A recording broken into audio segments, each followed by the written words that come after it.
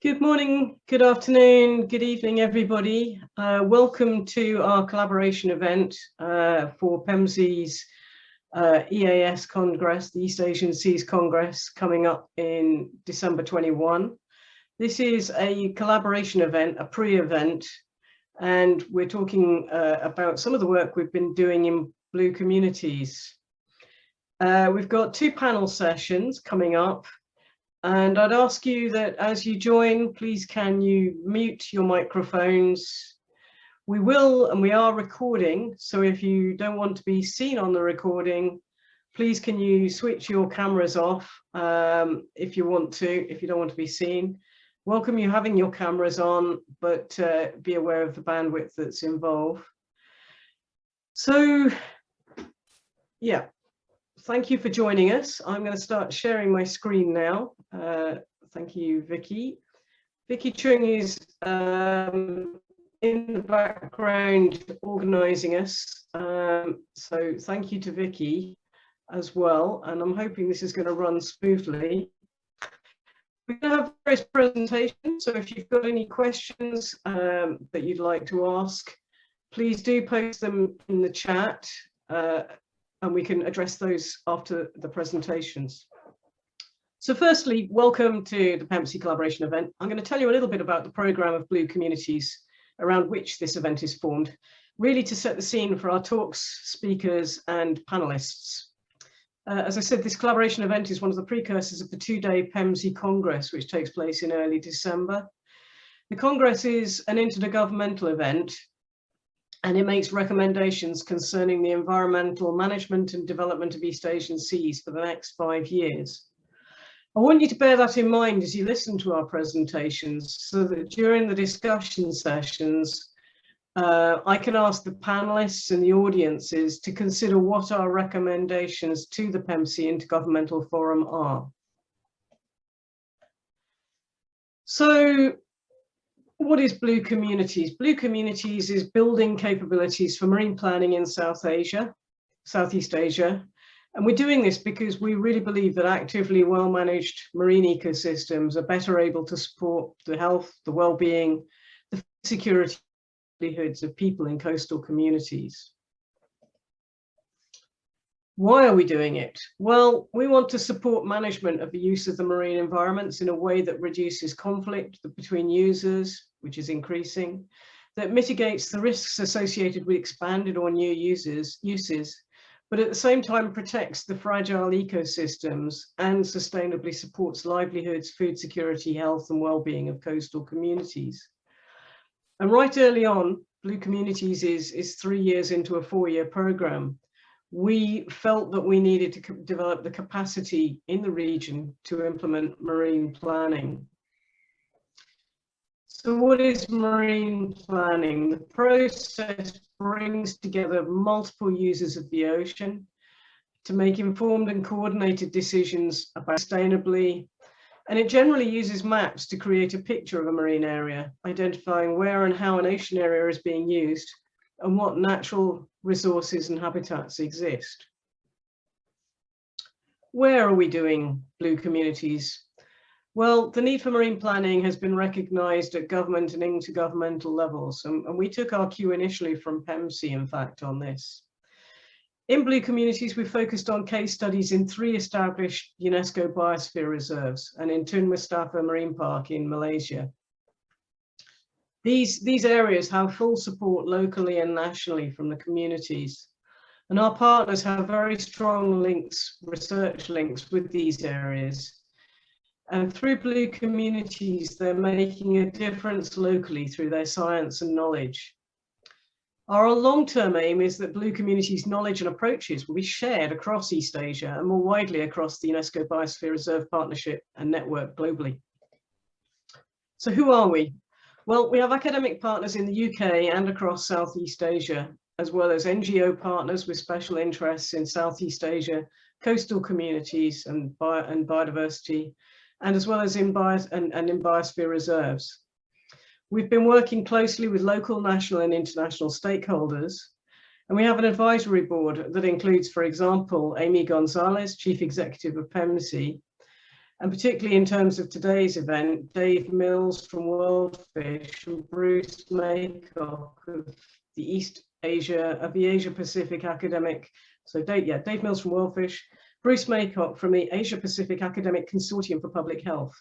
And these last two will be joining our panels today, for which we're very grateful.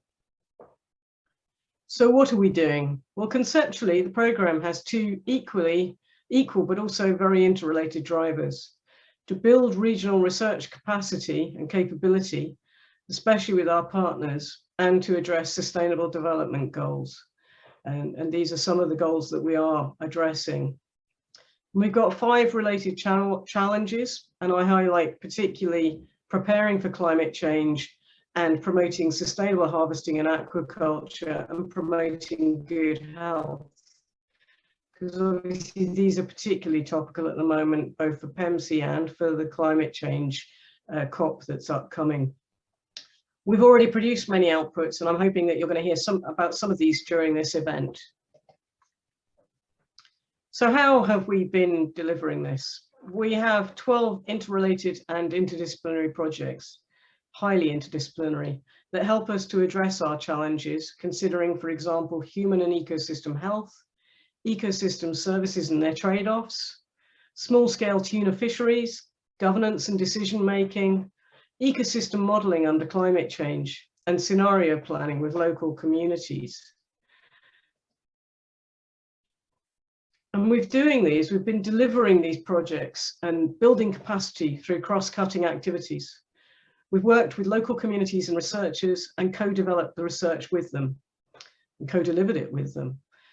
We've undertaken specific training and bespoke training around the different projects. We've learned by doing together, and we've shared the lessons that we've learned. We've synthesized our outcomes and our knowledge, and we've continuously reviewed what we've been doing, iterative review. Through Blue Communities, we've been building local, regional, national, and international teams, which really has enabled us to scale up our efforts and to look cross-region. I'm particularly proud that we have more than 100 researchers in Blue Communities, and we've had a very strong focus on developing early career researchers and networks, both across the UK and Southeast Asia and across different Southeast Asia countries themselves. And I think there's been some real new partnerships and networks that have developed in Blue Communities. As we've proceeded through our work, the interconnected and systems nature of the underpinning research has really become apparent to all involved. I mean, I think I was aware of it at the beginning that it would be actually very integrated. The interconnections would become apparent, but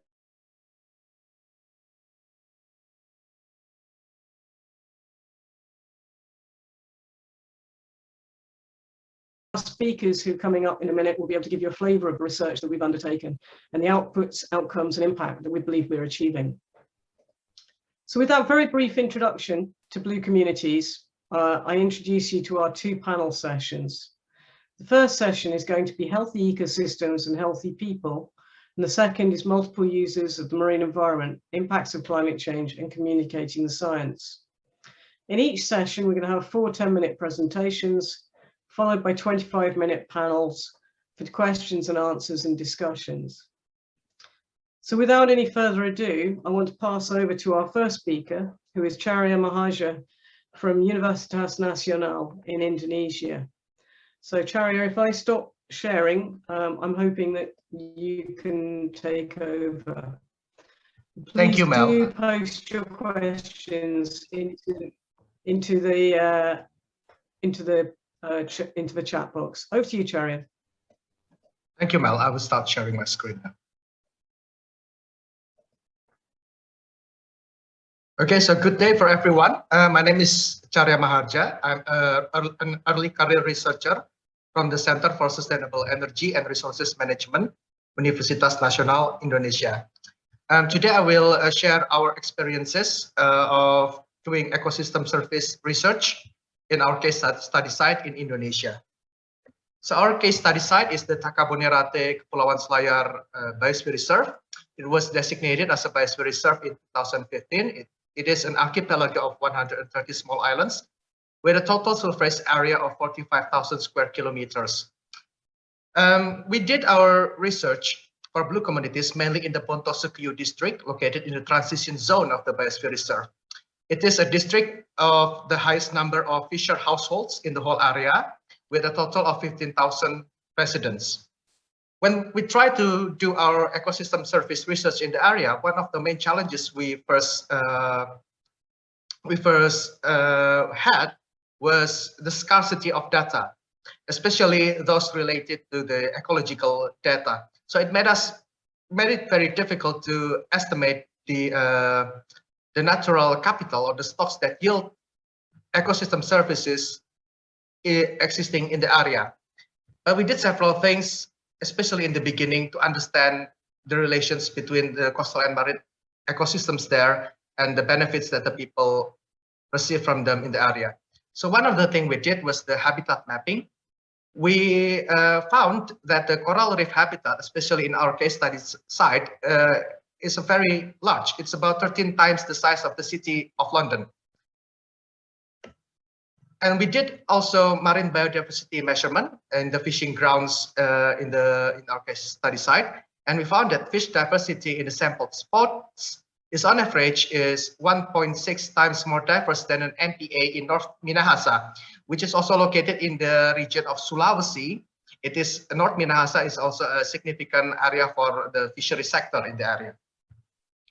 We also did a terrestrial biodiversity measurement using bird diversity as an indicator of the ecological integrity of the terrestrial ecosystem. And we found that the terrestrial area are very much interlinked with the sea. We found that 20% of the birds existing on each island in our case study site are estimated to subsist on diets mainly on fish. So it indicates that what is happening in the sea is pretty much linked with what is happening on land. Excuse me.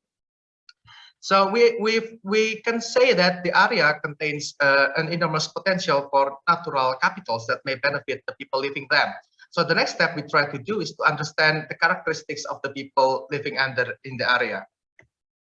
One of the things we did was doing a survey for a cross-sectional study for Project 6 of Blue Communities. The first thing we found was that there are some interesting characteristics. First is the income and the education. The income of the people living in the area, the majority of them have an income below the minimum wage of the regional South Sulawesi government. This minimum wage was stipulated by the government to indicate that a person has to earn above them to not get the substantial risk of living in poverty. And in terms of education, the majority of them, almost 100%, has no higher education. However, in terms of the livelihoods, there seems to be an interesting trend. People living in the fishery sectors, especially working as small-scale fishers, seem to be in declining trend, especially from 2009 and 2015. They are categorized as subsistence-based employment by the Regional Statistics Agency, with the shift towards the service and trade sector happening from 2016 onwards. So we try to look what potentially caused these shifts. We look first at the production of captured fish, and it seems that there's a declining trend from 2014 until 2018. And this declining trend of production of captured fish is accompanied by the rise of visiting tourists in the area, increasing from 2016 to 2019. So the question is whether these changes are actually driven by the decline in the actual natural capital in the area, especially those related to the fish stocks, or whether this happens due to, for instance, people being incentivized to move from one sector to another. When we did participatory research with local communities in the area, especially from participatory mapping exercises, we found out that the fish stocks seem to be perceived to be declining. And for many confessions, it seems to be getting harder to catch fish these days. And the main driver, one of the main drivers for this was identified to be destructive fishing practices. And indeed, one of the participants of the participatory mapping exercise, especially from this island, identified the residents of the neighboring island as a particular threat to their well-being, because they allegedly the perpetrators of the destructive fishing practices. So the condition of where certain drivers produce pressures may not only reduce the natural stocks in the area, resulting in the declining ecosystem services and the shift towards other sectors of livelihood, economy and livelihoods, but also may actually lead to conflicts in the society living there.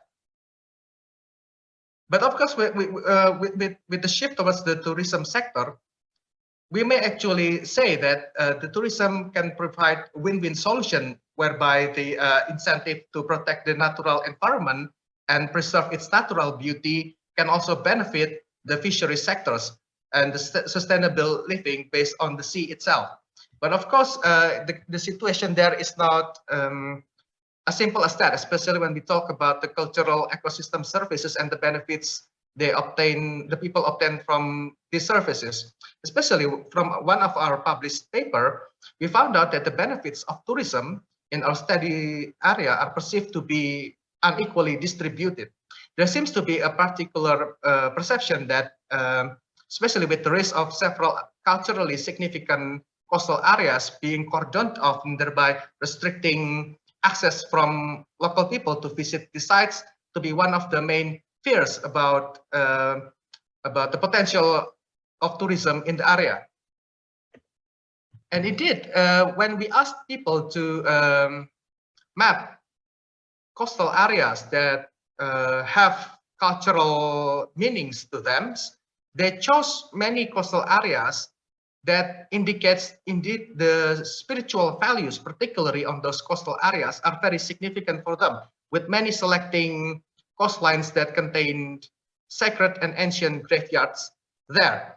However, recent development in the area has, for instance, led to these parts of the islands being brought by private investors and potentially restrict the access of local people to visit these culturally significant areas, therefore not obtaining spiritual benefits from this coastal environment.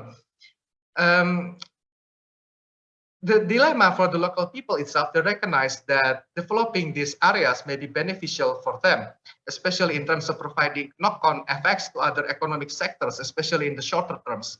However, realizing that development of these sectors may actually restrict the flow of benefits, especially assessing the spiritual and cultural meanings from these sites, may actually pose more serious questions and issues that need to be discussed in the future. So it's a dilemma of trade-offs, basically, in the use of coastal ecosystem services. So to conclude, I will summarize our experience of doing ecosystem service research in the area. It has enabled us to get a direct glimpse about the complex relationship that people have with the sea. And through the whole process, we have not only gathered data about the ecosystem, but also learned from the people whose way of living, aspiration, and sense of meaning have been and will continuously be shaped by the sea. And trying to understand this has been the key for the Indonesian team to hopefully contribute to the science of ecosystem services. Thank you. And I will now stop sharing my screen and we can move to the next presenter. Thank you, Charya. That was a great talk, really interesting insight to what's going on in Tacubon Narata and the research that you and your team have been doing. So thank you.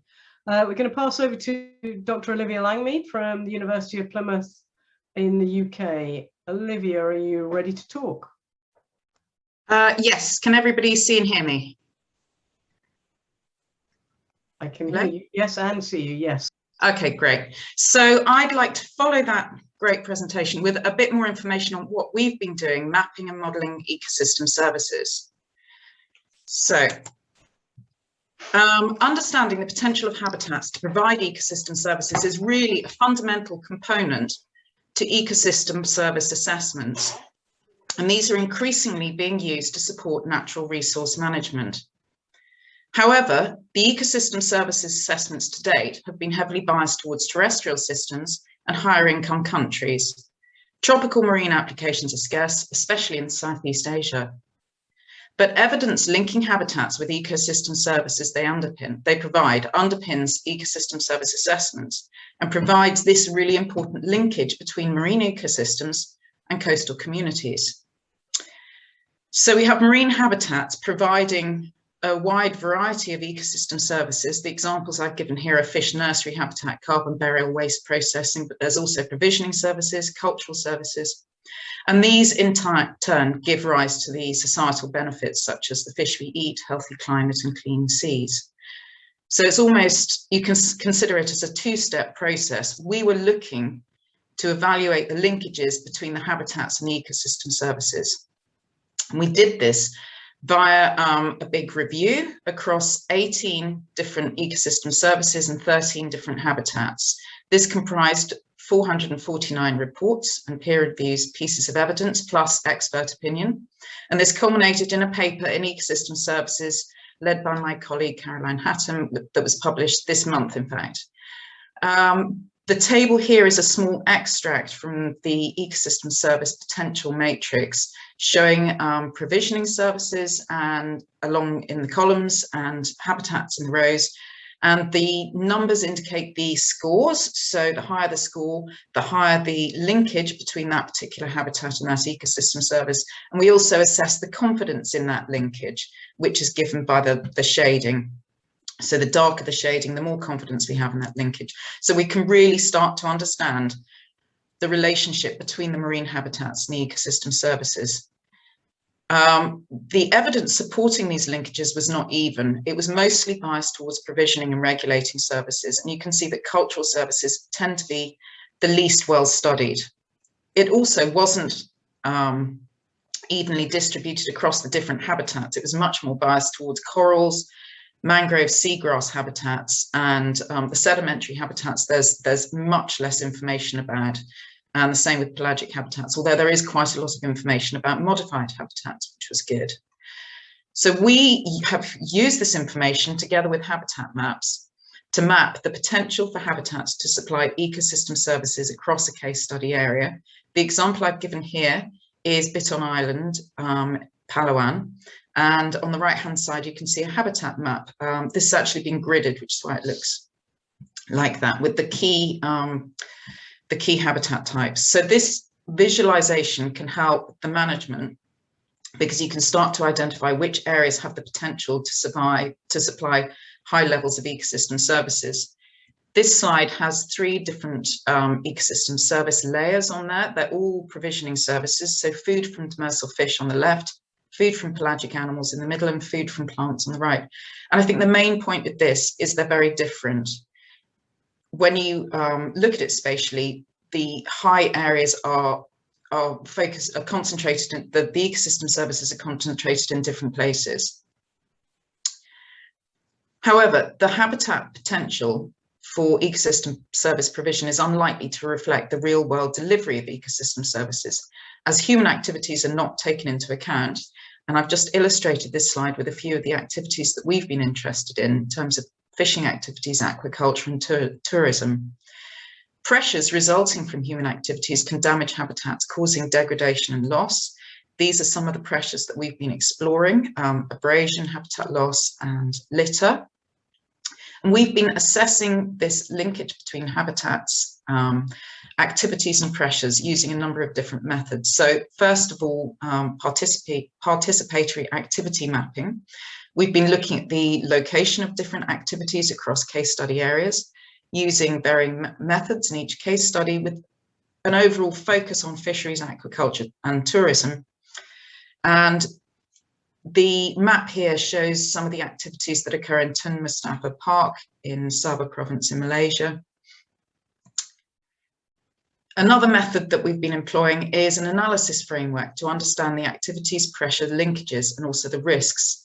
And this has been done to identify the key activities in each of the case study areas, with again the emphasis on fishing and tourism, using a common framework to assess pressures linked with those activities together with the confidence and the linkages, and then to identify which habitats are impacted. And then these relationships are then weighted based on 5 criteria related to exposure of the habitat to the pressure and its sensitivity. And that's in order to assess the impact risk, which depends on the exposure to the pressure, which is sort of multi-dimensional and can be characterized as the extent of the pressure, like the amount of the habitat that's actually being exposed to the pressure, the frequency of occurrence, whether the pressure is a sort of one-off or rare occasional event, or if it's continuous, and the persistence of the pressure. When the activity ends, does the pressure stop or does it continue, as in the case with marine litter? And the sensitivity of the habitat to the pressure is also important, and this is characterized by its resistance and its resilience, which is essentially the tolerance of the habitat to the pressure. Can it absorb the pressure without changing? And the resilience, the recoverability, the recovery time to get back to its original condition. So you can see that under conditions of high habitat sensitivity and high exposure to the pressure, you get high impact risk. And that's what we're really concerned about. And that's because degraded habitats have altered structure and impaired functions and cannot deliver the same ecosystem services to their full potential. Declines in integrity or the condition of the habitat are generally accompanied by declines in their ecosystem services. And this is particularly true for key habitat engineering species such as corals, seagrasses, and mangroves, where they themselves are the component most important for the ecosystem service supply. So ecosystem services are sensitive and vulnerable to pressures. And in the same way that we can look at habitat risk, we can also look at the ecosystem service risk.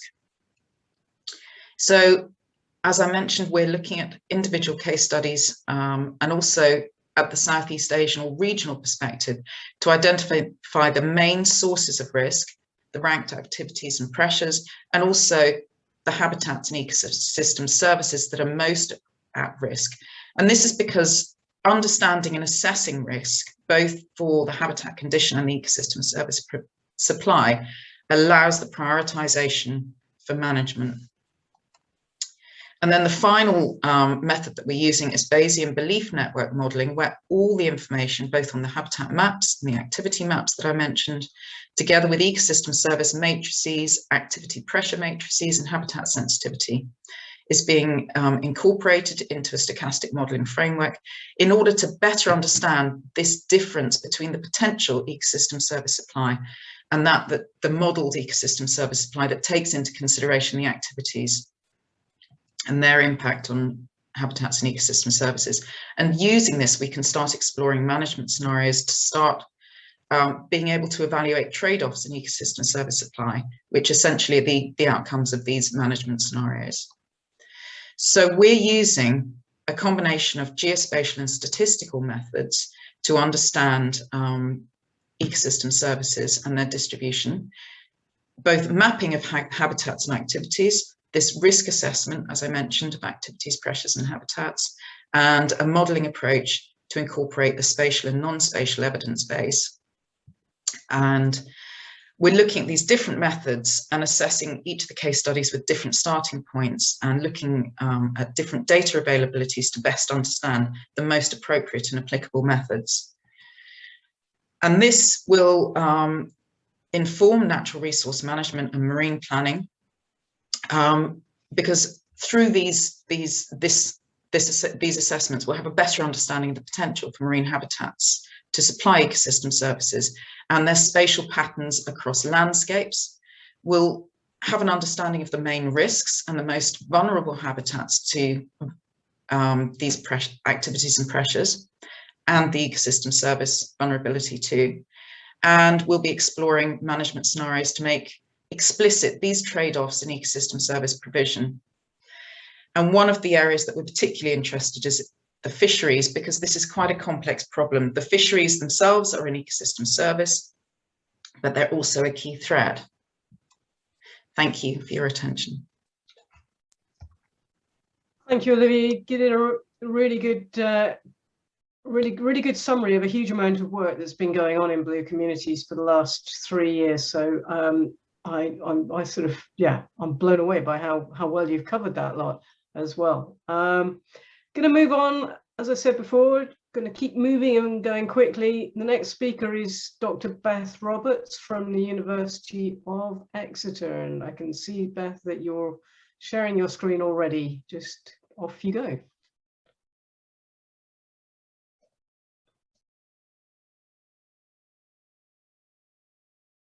You're muted. Beth, you're muted. You have to have one, don't you, in every presentation. So yeah, everyone. Oh, can you hear me? Yep, we can hear you. Okay, perfect. Hi everyone, I'm part of Project 6 of the Blue Communities project, and today I'll be speaking to you about the links between the marine coastal environment, ecosystems and human health, with a specific focus on well-being and risks of coastal living. I would like to start by introducing and thanking the team of researchers who have been involved in Project 6. None of the work that I'm speaking about today could have happened without this incredible team of researchers, many of whom you can see here. Particular thanks goes to our case study partners at the Western Philippines University, University of Malaya, Universitas Nasional in Jakarta, and Hanoi National University of Education, as well as the team at the University of Exeter, which I'm part of. Field of Oceans and Human US to highlight the links between the health of our oceans and the health of humans. Through this field, we know that the ocean poses many risks to humans, but also a vast number of benefits. Risks include floods and storms, which we know are increasing due to the climate emergency, harmful fishing practices such as dynamite fishing, as well as overfishing more generally, and also pollution such as plastic waste, which has become a big topic in recent years. As well as the risks, there are a number of benefits. For example, seafood is a key source of protein for 3.2 billion people. Marine ecosystems provide a number of ecosystem services, as we just heard from Olivia. For example, coral reefs, mangroves, and seagrasses, which help to protect coastal communities from storms. And finally, research has shown that people do more exercise near to the sea and also have greater well-being. However, a lot of this research has been done in Western societies. So a big aim of our research was to understand this relationship in the context of East and Southeast Asia. As part of Project 6, we used a survey which was developed using a co-creation process with the research team at the Western Philippines University. Focus groups and workshops were conducted with local stakeholders in Abalan, Taytay, and Puerto Princesa City. And the stakeholders included representatives from provincial, municipal, and barangay local government units for the environment, fisheries, health, and legislative offices, as well as NGOs and private stakeholders. The survey was made up of 6 sections, which asked questions relating to people's perceptions of the marine environment, what they think is impacting the quality of the marine environment, personal interactions with the marine environment, and how the marine environment impacted their health and well-being. Final parts of the survey were included to provide information about the respondents. SF12 Quality of Life Survey is a recognised index which asks questions relating to how well people perform at a range of activities and gives a score for their mental and physical health. We also asked demographic questions, for example, participants' age, gender, and education level. Across all study sites, we collected over 1,500 responses, and each individual case study collected over 300 responses. One of the pieces of work that I've been responsible for is to combine the data collected across the 4 case studies in order to allow cross-country comparisons. This is an important aspect of the project as it allows us to perform analysis with larger sample sizes to observe any trends that persist across case studies. In order to do this, I first had to clean the dataset and harmonise the variables to ensure that all of the categories matched. For example, the education categories differed slightly between countries, so it was important for them to match up. I then combined the datasets and finally created new variables for analysis. I wanted to highlight this process as for future studies, it shows how important it is to be as consistent as possible with the wording of survey questions and response options, make the harmonisation process as simple as possible. And I'd like now to show some of our findings from across the study sites. As we go through, I invite you to consider the implications of these findings for health and well-being. First, let's take a look at the marine interactions of coastal communities across all 4 sites. Yellow represents activities related to livelihoods, pink are day-to-day activities, and green are environmental management tools. We can see that individuals in Palawan interact with the marine environment the most during a week, with 2 activities, fishing and eating fresh fish, being conducted on average 4 to 5 days each week. Fishing and eating fresh fish also scored highly for the other case studies, with the exception of Pulau Cham Hoi An, where eating fresh fish was done less frequently. We also observe key differences. For example, here we can look at the top 10 activities. We see that livelihoods make up half of these activities in Pulau Cham Hoi An and Takabonarat, whereas in Palawan and Tun Mustafa Park, day-to-day activities account for more than half of the activities. Environmental management tools are only in the top 10 in Palawan and Pulau Cham, although beach cleans are only just outside the top 10 for both Takabonarat and Mustafa Park. Now we'll look at how have marine issues changed the quality of the local coastal environments. This question was not asked in the survey conducted in Tun Mustafa Park, so here I present the data for Palawan, Pulau Cham Hoi An and Takabonarat. There are 10 marine-based issues shown in blue, 8 land-based issues shown in green, and 5 environmental management tools shown in pink. Unsurprisingly, we see that the environmental management tools are perceived as having a positive impact on the coastal environment across all case studies. Destructive fishing was perceived as having the worst impact. Land-based issues such as alternative livelihoods and infrastructure development across all case studies, except in Pulau Cham Hoi An, where infrastructure development is perceived neutral to negative. In general, the majority of land and marine-based issues are perceived negatively, with the exception of aquaculture, live fish trade, and gleaning, which are perceived as having a neutral to positive impact on both the Palawan and Takabonarat, whereas in Pulau Cham Hoi An, aquaculture is perceived negatively, and only Nipa harvesting is seen as positive. To summarize, the data that has been collected across the 4 study sites shows that coastal communities, even within the same location, are very different and should not be treated as a single homogeneous group.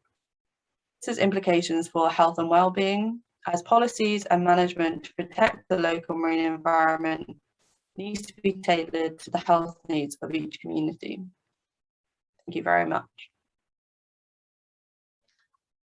Thank you, Beth. As always, I'm always staggered by the depth of the information that's there in your surveys and the research that you've done across, you and the team have done across the Southeast Asian countries and blue communities.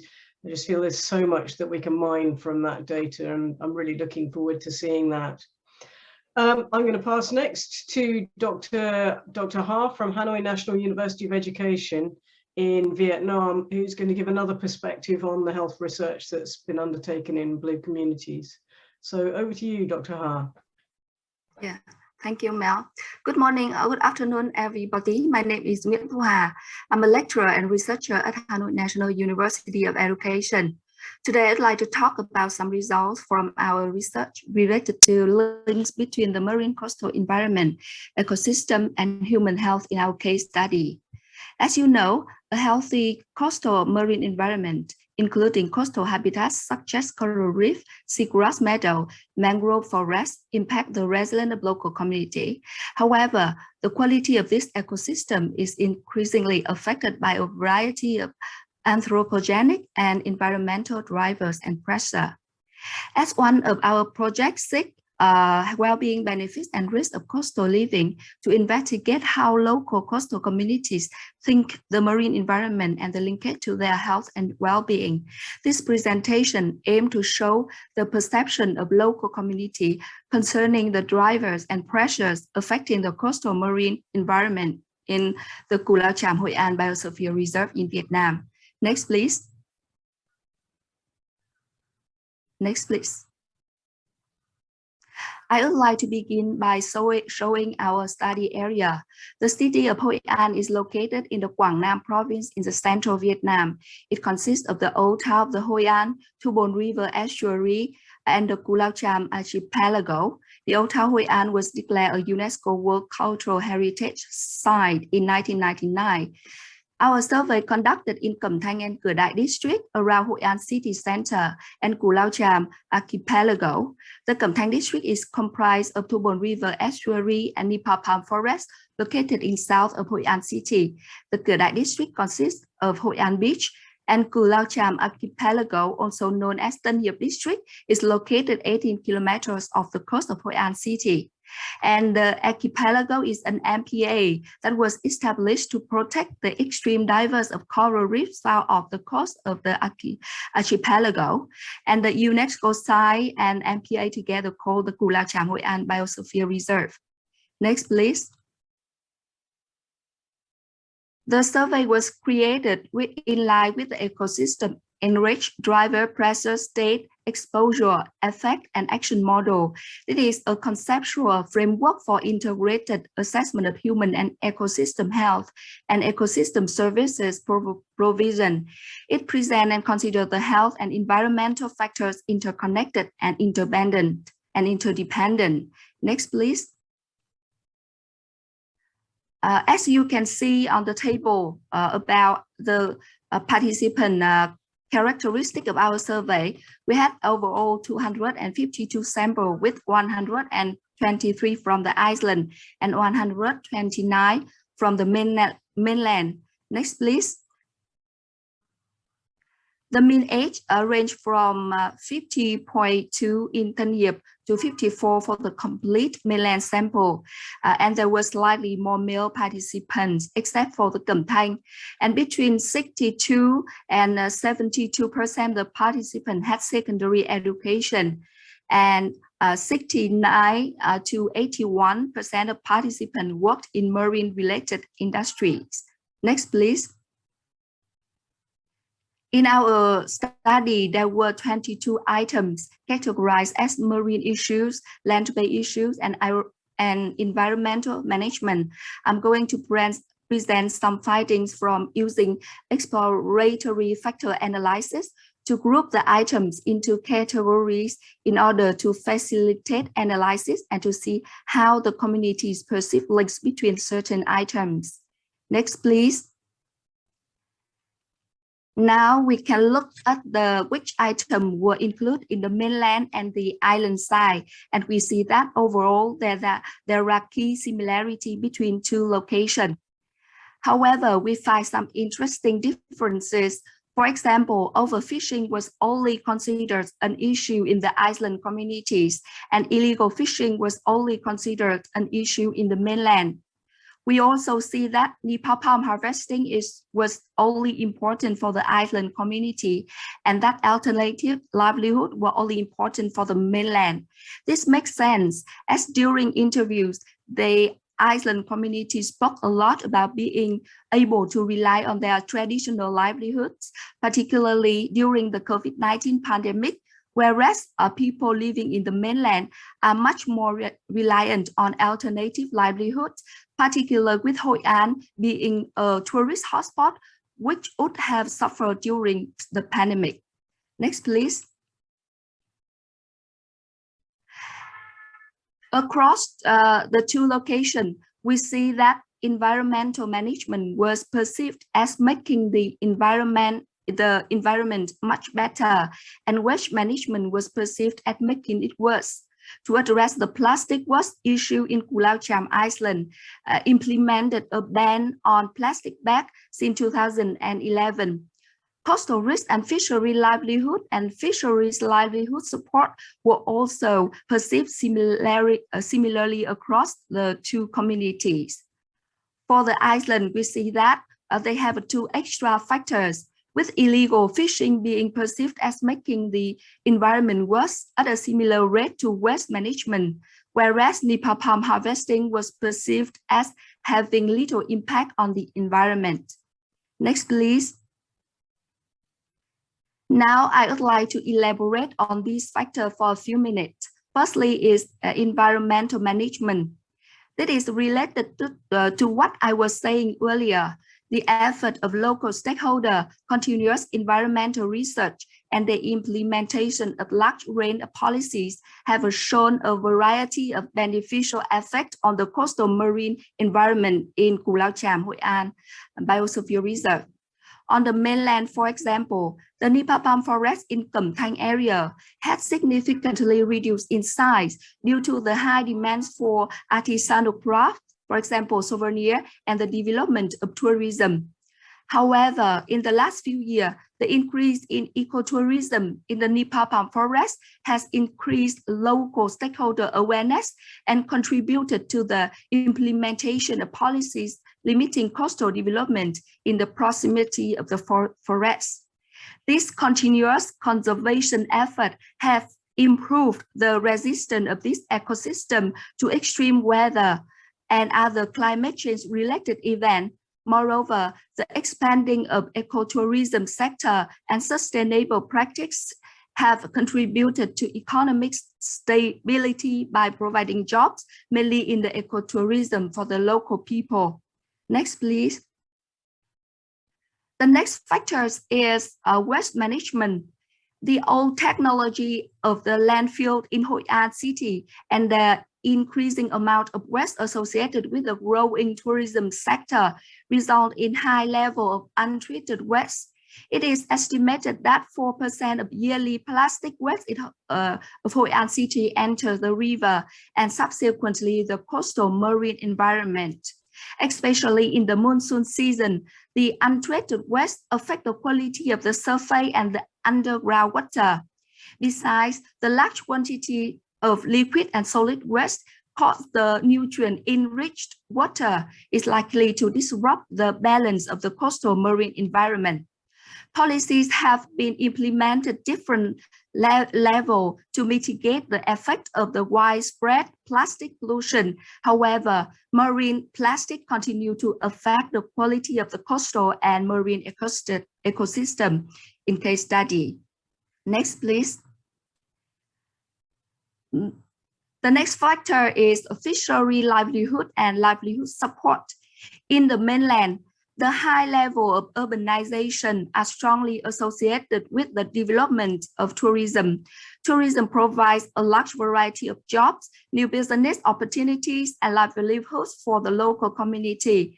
However, the rapid and unsustainable development of tourist industry and the associated coastal development has increased the pressure on local resources and local coastal marine environment.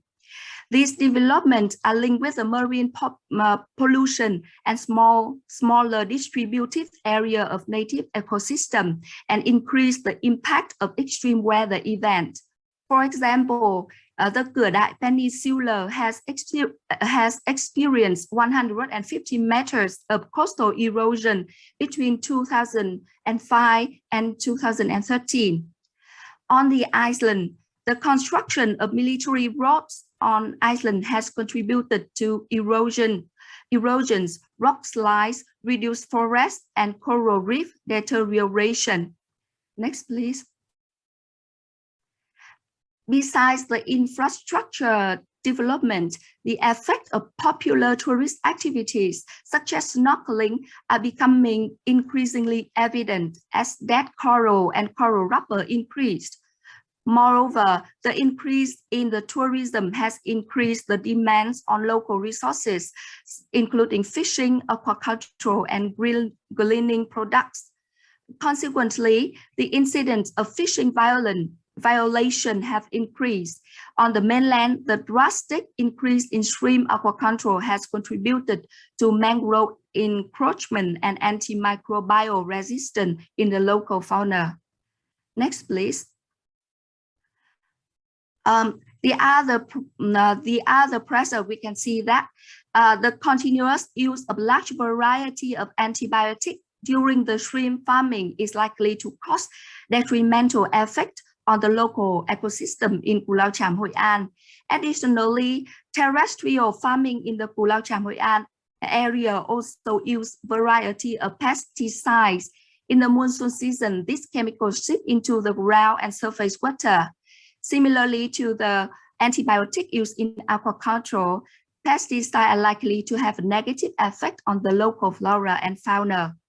And high demands for fish due to the mass tourism support the notion that the large portion of the fish are provided by the illegal fishing performed by individuals from other municipalities outside the Pulau Cham. This unsustainable fishing practice have a detrimental effect on the already overfished marine environment in case study side. Next, please. So that's bring me back to the end of my presentation. Firstly, our study showed that environmental management was the only factor perceived to have a substantial positive effect on the quality of the coastal marine environment in Pulau Cham, Hoi An. Secondly, we realized that there is a growing perception of the direct effect of waste management and tourism for all residents of the case study. And the perceived importance of farming practice, especially aquaculture and fishing practice, were the notable indirect effect of tourism and waste management. In conclusion, continuous involvement of local stakeholders in policy development, coastal management, and research will likely contribute to an effective community-based conservation. So that's covered everything I want to say about. I would like to say thank you to all colleagues for contributing to this study, and thank you for listening. Thank you, Ha. That was a great talk again, covering many aspects of what's going on in depth in Pulau Cham Biosphere Reserve and the pressures that are happening there. I think we've heard a lot of very rich material for this session. I would ask people if they want to post any questions. Otherwise, I'm going to be starting to post some questions myself to the speakers. Perhaps the speakers could switch their cameras on, who haven't got them on yet, and also our Maycock, who's joining us from Australia, and we can start the discussion, and hopefully Vicky can highlight our speakers. Beth, do you want to switch your camera on, or is that feasible?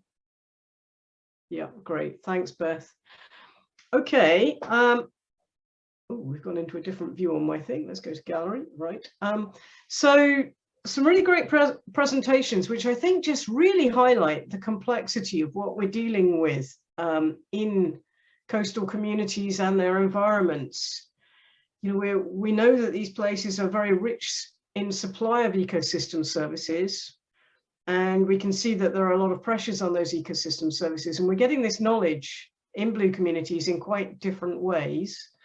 And we can maybe talk about how we synthesize different types of knowledge. My first question is how do we bridge research on the supply of ecosystem services, which I think is very much what Olivia was really talking about a lot, with the research on demand for ecosystem benefits? Because I think we often come in these projects where we know what's provided and we know what's wanted, and we can see that there are pressures in between by what we actually take versus what is in supply. How do we bridge that research? It's a tricky question. I don't know, Olivia, if you want to tackle it first. Yeah, it is, and it's absolutely key to understanding how coastal communities can be supported by the environment, and understanding, you know, who the beneficiaries are from the ecosystem services, and are they the people that most need those ecosystem services. I think that is definitely where we want to go with this. And the work that we did with the ecosystem service matrix is the first step. It's the foundation level of that. And we would love to get to the sort of stage where we can better understand the beneficiaries and a lot more sort of deeper into the social science side. And I think this project, by bringing together the sort of multidisciplinary researchers across the, the sort of natural sciences through to social sciences, is making a big step forward. But I don't think we're going to be able to answer that fully. I'd like to hear maybe from other people who are also trying to, like Beth is coming at it maybe from the other direction, from the social side towards the natural side. And it is absolutely key to better understanding the interlinkages between the coastal communities and the marine environment. Yeah. Thanks, Olivia. I mean, I think Charya has, in his presentation, answered it or tried to address it from both sides. So I don't know, Charya, if you want to say something first, and then maybe we'll move to Beth and Bruce. Yes, I think it's one of the main challenges of ecosystem service science in general, trying to analyze the direction of the flows of ecosystem services, especially if we talk about multiple users and different types of benefits that each user try to get or try to maximize in terms of the services that particular type of ecosystems provide. I mean, one of the ECR project that the Indonesian team did, led by Radisti Praptiwi, our research project manager as well. It's one of the things that we try to address these kind of questions, whether the flow of ecosystem services might benefit one particular user at expense of another user. And what we found was that a different level of stakeholders, especially from the community level, the regional and the national, have different types of priority for ecosystem, for the habitats themselves. For instance, in our case study side, the mangroves are perceived to be important by the national and the regional government, but the local community, some communities, especially particular groups of people in the communities, perceive the benefits, but the majority don't think that this type of ecosystems have any significant benefits, especially in terms of economical benefits. Of course, it's just one of the small things that we try to do in our research, but ultimately it's a too bigger question to address in this World Community project. But it's a small step towards that knowledge. Yeah. Beth, did you want to say anything, or Bruce? So yeah, I would just quickly say that that's one of the interesting things about the different projects and how they fit together is, so like Olivia's spoken about, they've kind of been looking at actual habitat data, whereas in Project 6 we've been collecting people's perceptions of, for example, habitat and ecosystem quality. And so we actually worked on a cross kind of collaboration paper led by Isabel Richter, who's going to speak later, which looked at how you can map together the natural science data and the community perceptions data to look at how they either agree with each other or disagree, and to look at why that is. For example, in Dr. Ha's presentation, Nipa palm harvesting was kind of not seen as having was not perceived really as making the environment bad or making it worse. Whereas, she pointed out that actually Nipa palms are being destroyed as a habitat. So it's interesting to look at those differences between what's actually happening in the natural environment and how people are perceiving those changes. I'm going to go over to Bruce and maybe also post back to you your kind of question in a slightly different, or your comment in a slightly different way. Thinking about this services flows and benefits, how do you think we can ensure that there is social inclusion and sharing of benefits from ecosystem services?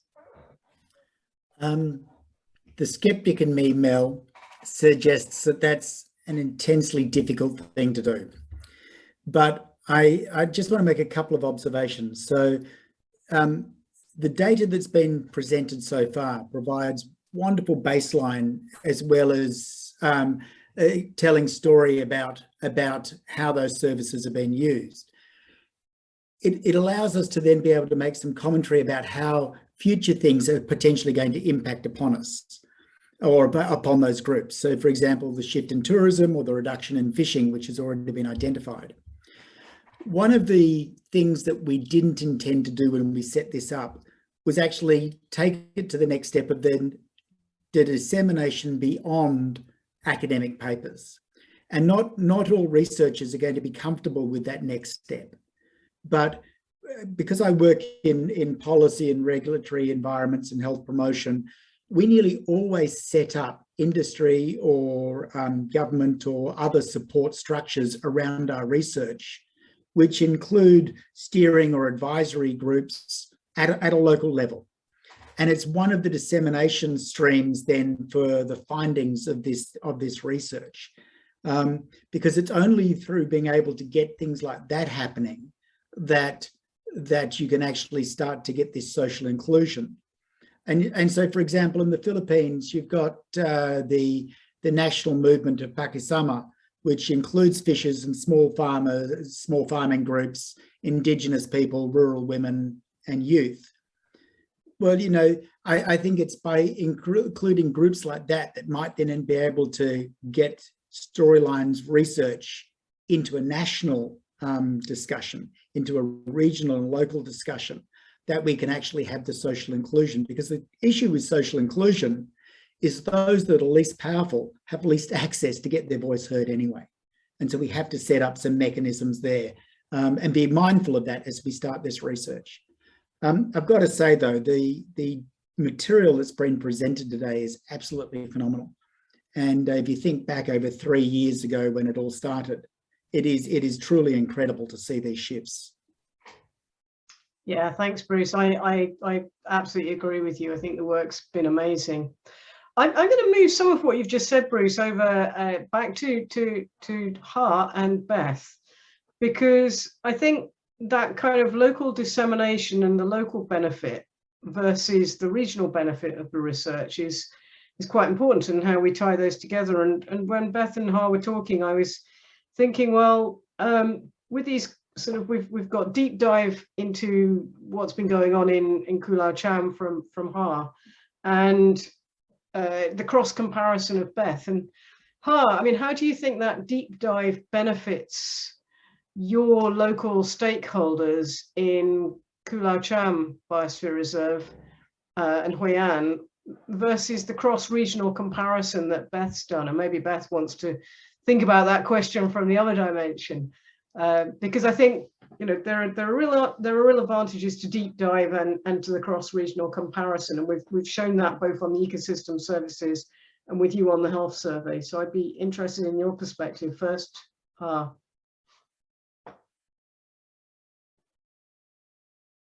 Oh, you're still muted.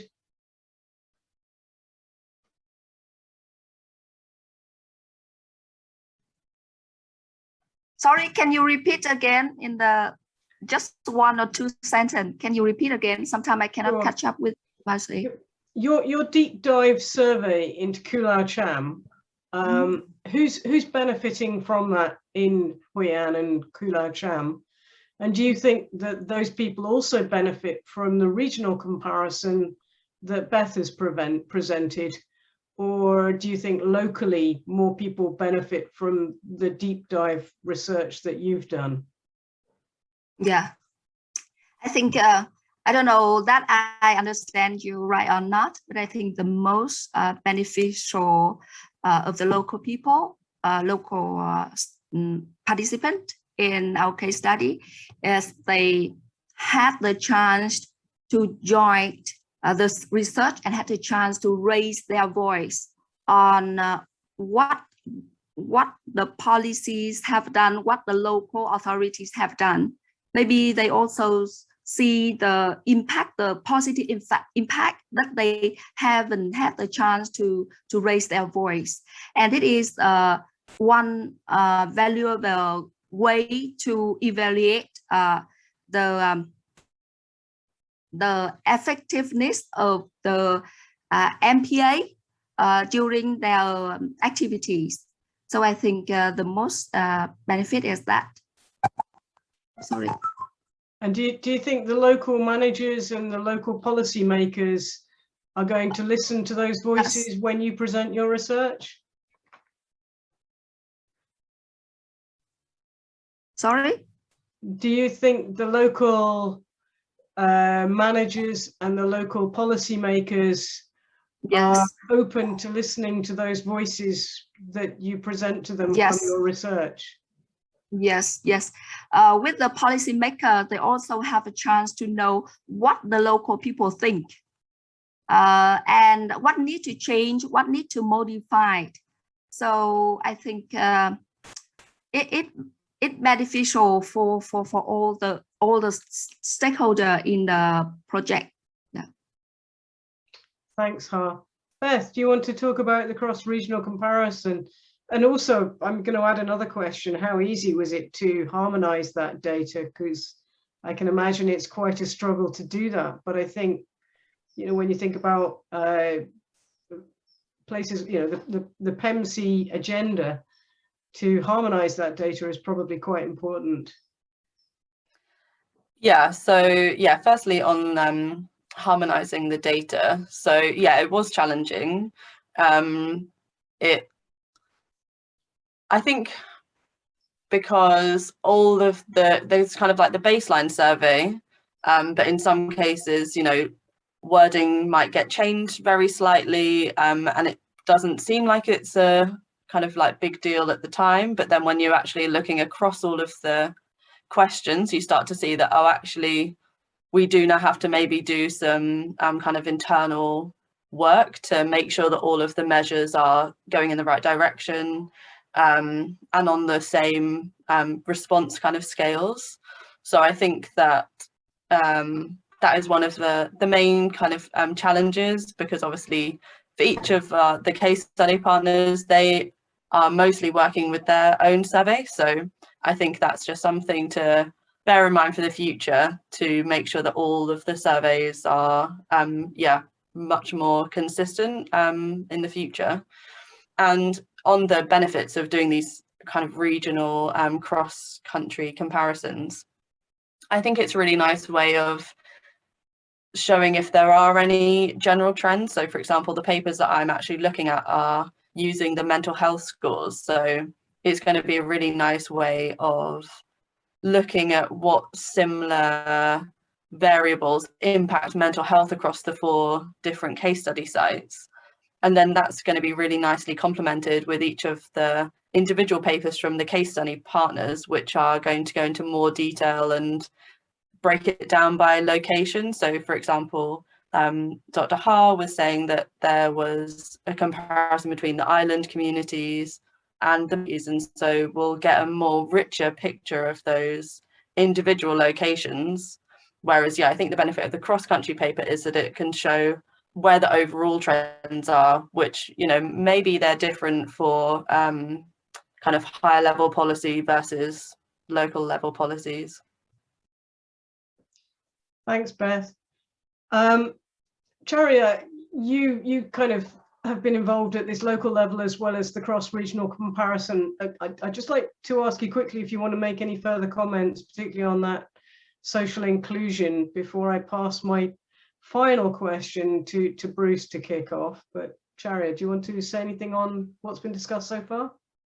Yeah, just briefly, I think when especially looking at data from physics, I think it will be interesting to look at the key predictors or determinants of what the ultimate benefits of ecosystem services to these local communities. I mean, what we have done so far in Indonesia is just looking at the specific case study and looking whether particular use of coastal ecosystem services is associated with particular benefits, and to which sector of the communities, what kind of livelihoods they are doing in these areas. For instance, women doing cleanings, how they differ from men who mostly fish during the weekdays. So it will be interesting to look at the comparisons with other sites, especially from Beth's presentations. The types of activities done daily in each week are very different in some cases in certain countries. I think it would be interesting to look at those comparisons. Yeah. Thanks, Charya. Bruce, I think we've heard some tantalizing information on the research results that are going to come. So we've learned quite a lot about ecosystem services, people's perceptions of the environment and their perceptions of the degradation. and you may have already had a sneak preview of some of the results from the health insights. But I'm wondering if you can share your thoughts based on your knowledge, huge knowledge about health and the environment, health of people, on how, you know, a healthy environment and the degradation that we're seeing, how we could improve health quality, human health, and the quality of life in coastal communities. It's quite a big question, but I think, you know, how can we use this data to make that difference? Muted. There you go, Beth. Do you feel better? It's really interesting when you look at some of the local health data in the archipelago, the Asian archipelago. So one of the things that many of the people who live there might be aware of is the issue of stunting, childhood stunting. And in some of the coastal communities, it's well over 50% of the population.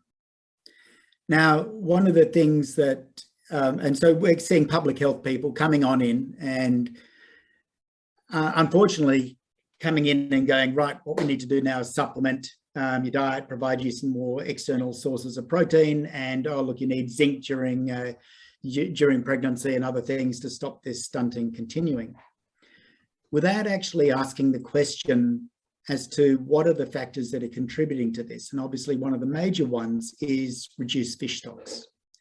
So we're seeing the story of reducing fish catch around the region. And I'm just going to go back to a statement that I heard about 2 weeks ago by a previous leader of that organization I was talking about, the Pakisama group in the Philippines.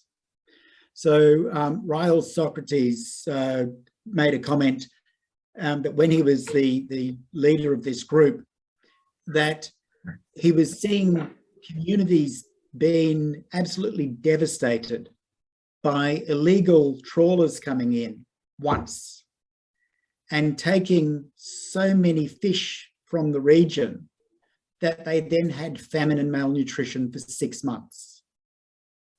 So when we talk about illegal fishing, you know, the scale of that illegal fishing is quite you know, different. If we're talking about people coming in and poaching but local fishers versus international trawlers coming in and doing the same sort of thing. And so the consequence is really profound. I think the data that we're collecting now has the potential to give us the baseline for some of these discussions. So for example, if you understand what fish stocks are there, then you can also look at the reductions of this, if, for example, there's intrusion of illegal trawling. The other thing is that we've talked a little bit about the differences in perception of you know, what's important. You know, for example, mangroves important, not important, you know, and so on. Well, that actually may also be a potential source of education for us. So that we don't have to accept, obviously, that all community perceptions are right. They're right for the people as in that they are valid, that they hold them, but they might not be then factually correct. And so, you know, the dangerous fishing, the you know, dynamite fishing and so on, but also the fish habitats might not be fully understood. So there's potentials there. So I think one of the things that I try to put an emphasis on is the understanding of systems. And we're talking about ecosystem services as one system, but they operate within even a larger system when you talk about it from a government perspective and so on. And so to let the audience know, next week I'm presenting to hopefully 600 public health people in Asia. And I will be making as part of that presentation on oceans and human health, I'll be highlighting to them that the deans of public health in the region have made a commitment to oceans and human health back in 2019.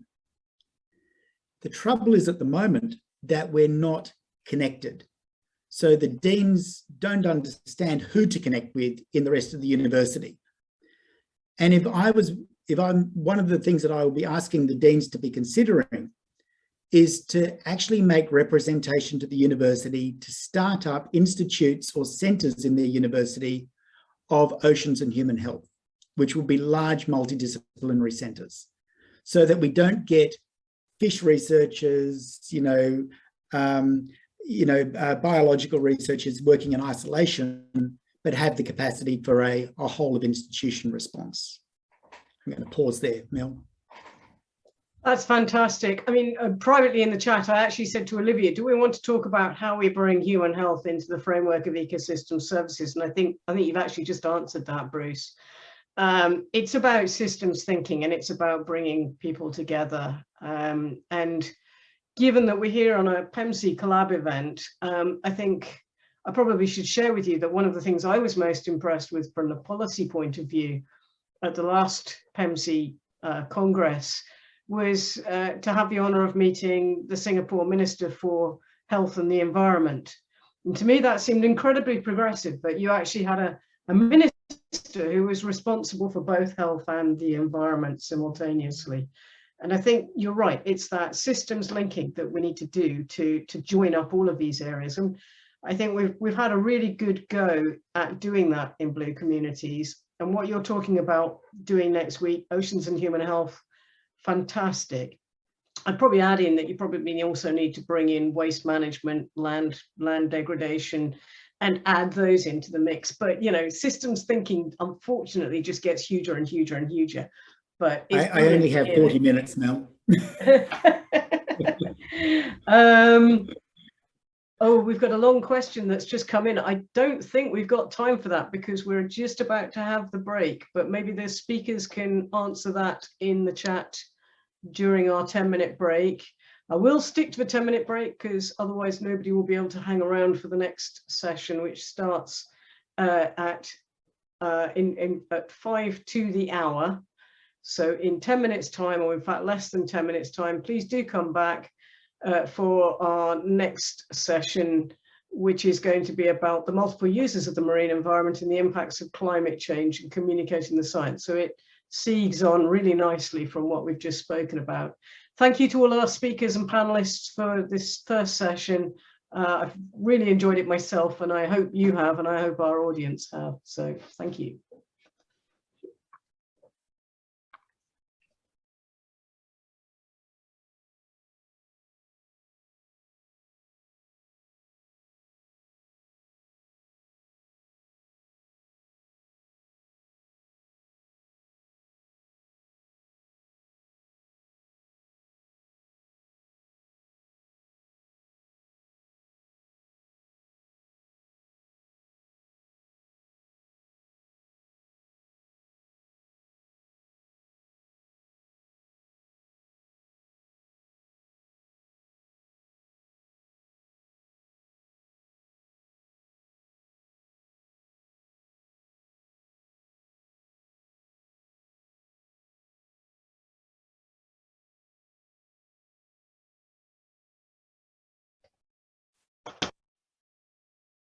Okay, welcome back everybody, and thank you for rejoining us for this second session.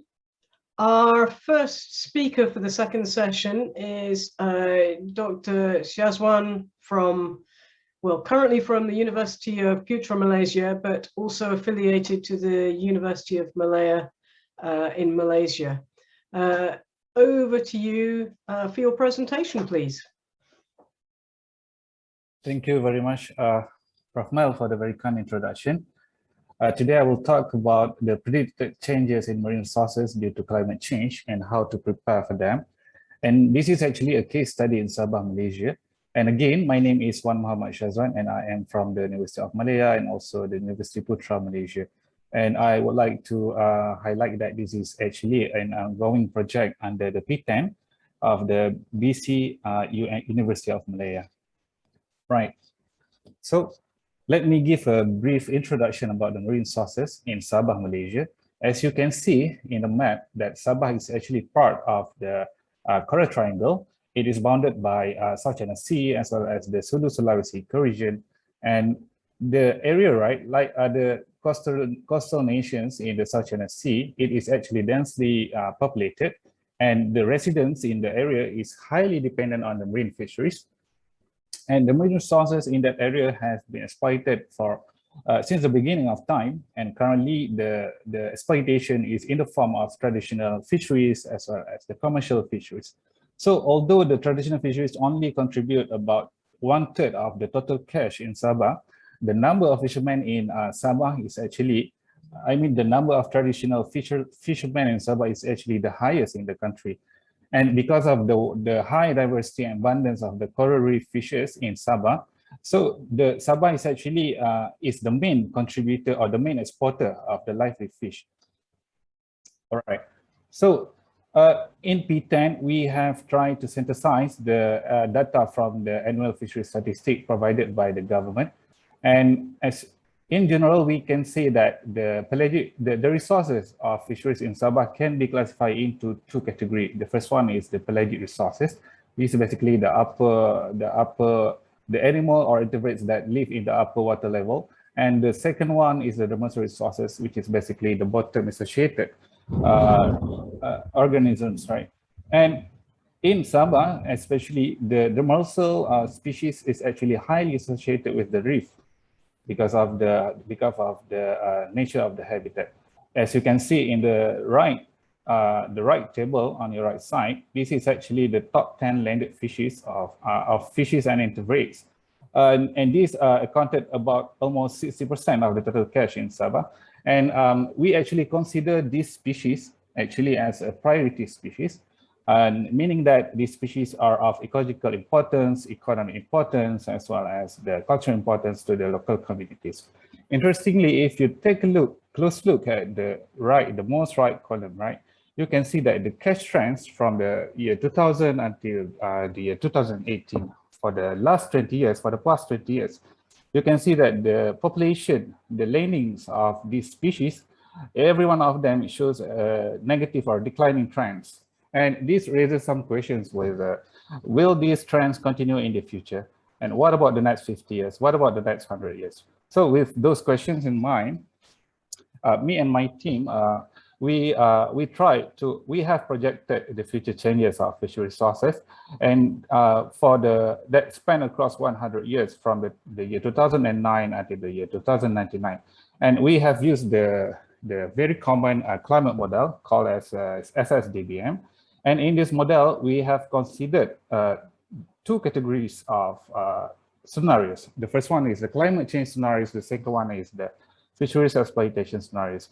For the climate change scenarios, it is actually, the first scenario is the reduced emissions, which is actually the RCP 4.5 that indicates the effective mitigation measures. And the second climate change scenarios is actually business as usual situation. So this is actually the current situation that we are living in, where there is a high climate change impact. In terms of the fisheries exploitation scenarios, there are different level of fishing pressures as indicated by the different numbers of MSY. So as you can see, the increasing number of MSY actually indicates the increasing level of the fisheries exploitation.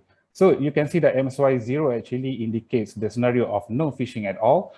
And the MSY 3 is actually close to the current fishing level, and MSY 4 is the critical overfish.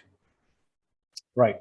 So looking at the projection of the total fisheries productivity for the next 100 years, this can be a little bit tricky, but quite a little bit technical, but I will try my best to walk this through with you guys.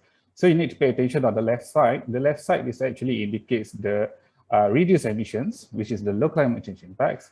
And the right side is actually the high climate change impacts, which is actually the business as usual scenario.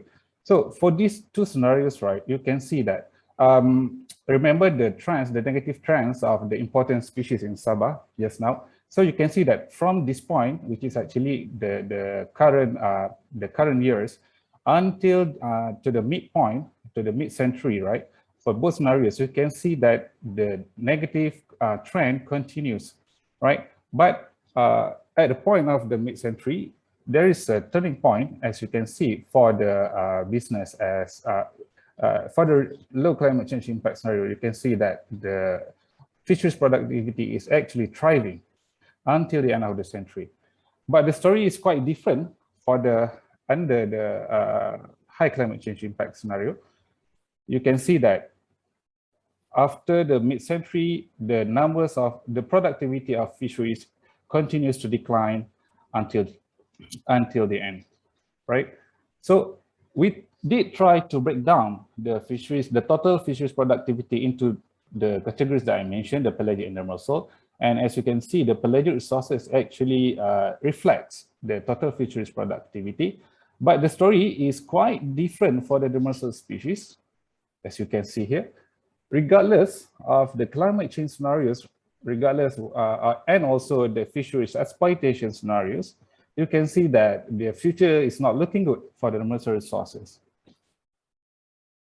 So, in summary, we can say that based on this projection that the pelagic fishes is actually the winners in the future, but the demersal fishes is the losers.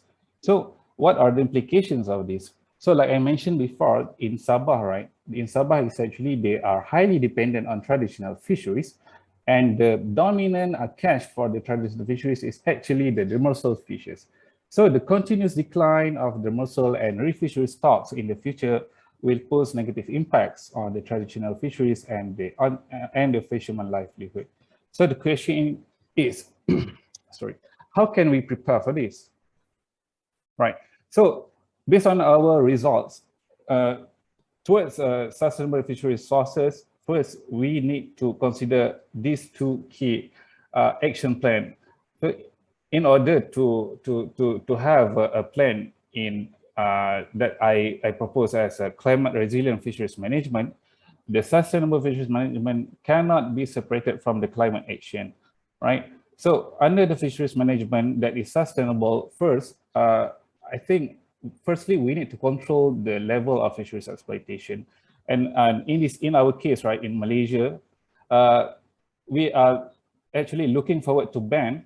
It's not looking forward, actually, this is the ideal situation to ban the destructive gears. For example, the banning of the trawl. So in this case, I would like to applaud our neighbor countries, Indonesia, for their successful banning of trawl. And we are really looking forward for that. And next, we need to seriously combat the illegal, unreported, and unregulated fishing, the IUU problems, right? The blast fishing, the cyanide fishing, right? So that has been, that really has need to be tackled urgently. And next, I think we need to monitor the transboundary fishery stocks, because the climate change has been known to cause the shift in the distribution of fishes. And we need to have a collaborative effort between the bordering countries of South China Sea, Malaysia, from Philippines, from Indonesia, Thailand, and Vietnam, right? In order to really monitor and track and have a baseline data on the transboundary stocks and their migration. And next, last but not least, I think maybe this is the time that we need to consider the alternative to marine capture. Maybe we can start considering about shifting our diet to the meat protein or maybe insect protein. Right. So in terms of climate change mitigation, for sure, we need to implement the mitigation measures, especially at the local level. And how can this be done? We need to integrate the climate mitigation into the policies and the planning. And this has been discussed in great detail in the last panel session. And last but not least, and I think this is one of the most important points, is we need to increase the awareness on the climate change. We need to empower the young generation, especially the school children, in terms of how to tackle the climate change. It's not just tackling the climate change. Actually, it's just to get them know that the climate change is real. It's not a hoax, right? And through Blue Communities, we have done great things. We have done great progress in terms of capacity building between the academics, between the scientists, between the stakeholders, and also the communities, right? So yeah, with that, I think that's the end of my presentation. Thank you. Thank you, Shazwan. That's really interesting presentation, and nice to see the kind of consideration of how we move forward. Our next speaker we're changing the order slightly because unfortunately our next speaker isn't able to be here in person, so he's provided a recording. So we're going to bring that recording to the end of the session after as a last talk. So we're moving now to a presentation by Professor Lotte Krincia and Karen Madakos from Western Philippines University around effective communication with stakeholders. So hopefully the presentation will play now. Over to you. Hello and good afternoon, everyone. I am Karen Madakos from the College of Fisheries and Aquatic Sciences of the Western Philippines University, a state university from Palawan, Philippines. I am honored to be here this afternoon together with my case study leader, Dr. Lotte Alcantara-Creencia, to tell you our small wins and lesson learned in communicating science to coastal and island communities in Palawan, a UNESCO Biosphere Reserve. This is Biton, an island village from Taytay, Palawan. This is home to residents that are dependent on the coast and the sea for their livelihood, health, and well-being. Just like many other coastal villages in Palawan, men and women here harvest resources near shore and offshore. They glean and forage on shellfishes and other invertebrates in intertidal ecosystems, or go out fishing farther from home, or attend to their sea cucumber pens and fish cages in the vicinity of the island. People's lives are wrapped in the ocean, and the ocean's health is dependent on how the users treat and manage their resources. The grassroots are just one of the many diverse stakeholders involved in the utilization, management, protection, and conservation of marine resources. Other stakeholders are government units or agencies based in the village to the national level, non-government organizations, education sector, civil society, and policymakers. For 4 years, the Blue Communities Philippines engaged with 10 of these community partners and stakeholders. They are the source of our data and our collaborators in many of the data gathering activities. They tirelessly participate in household and key informant interviews, focus group discussions, and on-ground validations. We have published papers about their perceptions, aspirations, stories, and are preparing to publish more articles about their benefits and risks as coastal communities. But aside from these publications, we also make sure that these data are communicated to a wider audience, like the students, researchers, lawmakers, various stakeholders, and more importantly, the source of our data, the coastal communities. Our major strategy is the Information, Education, and Communication Campaign series that started in November 2020. To set up the direction of the series, our team conducted a benchmark consultation on current coastal marine issues. Considering the culture, the language, education, and social background of these communities, we packaged the information materials with data and results from Blue Communities studies conducted by Filipinos and international researchers, as well as from the general scientific knowledge. The information materials are in form of presentations and video materials in Filipino language, curated and presented in easy-to-understand messages by sectoral representatives. We use familiar and local terms in presenting the ecosystem services to make them realize how the sea and the coast impact their daily life, from the food and livelihood to history, mental health, and culture. We presented the threats to these ecosystems in a relatable manner, using local examples, situations, and experiences, not only from the perspective of the academics and researchers, but as Palaweños and Filipinos experiencing the same situation. This campaign series was also implemented not only based on the broad published knowledge, but also in recognition and a strong emphasis on the local ecological knowledge and how powerful it is in shaping essential information for community management and policy making. The campaign cemented the coastal community's reliance on nature and the coast and opened their thoughts in the idea that their utilization should also equate to their contribution for its management. Because of this, the representatives from the communities themselves identified essential community capacity building activities that will contribute towards sustainable and community-led coastal protection and management. Materials made for this campaign were also highly sought after by elementary and high school teachers, university lecturers, and mentors.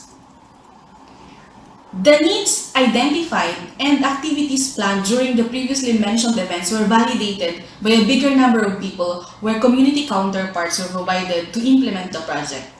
In the months following the planning, our team conducted seminar workshops on ecosystem services and future scenarios of mangroves in the coastal communities of Palawan, processing and scoping for the establishments of a community-based sea ranch pilot site for sea cucumbers, and risk management of seaweed farms in Palawan. These activities also served as stepping stones of WPU's future community engagements to facilitate sustainable livelihood in Palawan. Along with this, a community-led coastal protection and management activities took off. The villagers at Beton Taytay conducted their own mangrove planting activity. They also coupled this with coastal cleanup and community-level information campaigns. To date, they have already planted about 6,000 mangrove seedlings and are planning to make this part of their regular community activities. To reach the private, government, and academic sectors, our team also conducted webinars featuring Palawan marine ecosystem and its services, marine interaction and its benefits to human health, and how marine plastic litter threatens this ecosystem and its benefits. Some of the results from these webinars are featured in local publications. Aside from information campaigns and webinars, our team also curated bespoke educational artworks and printed materials made to showcase the power of the marine ecosystems, particularly mangroves, seagrass, and coral reefs. Using photographs taken from the communities and featuring the study results, we published bespoke materials discussing the interlinkages between ocean health and human health, the threats and its management strategies. Engaging from the previously mentioned plans, more information materials were published on marine plastic litter and local marine policies.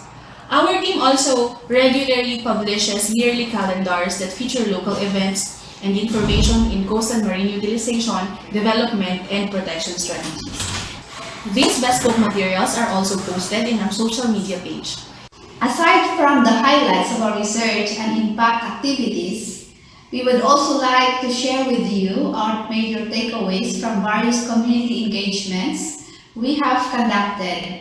With many unique cultural and social considerations, we found the following effective ways of communicating science in tropical island communities like the Philippines. First, building trust. Since 2018, we have strengthened our relationships with the coastal communities by conducting regular visits, being transparent, adapting to community life, and treating everyone fairly irrespective of political and religious affiliations.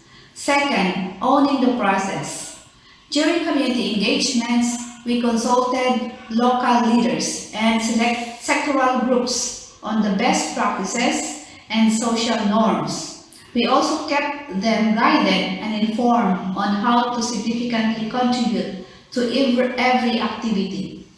Simple things like identifying respondents, guiding our researchers, having us into their homes, transporting us around the islands, and providing valuable data are only a few of the things to signify that local people knew the importance of these initiatives.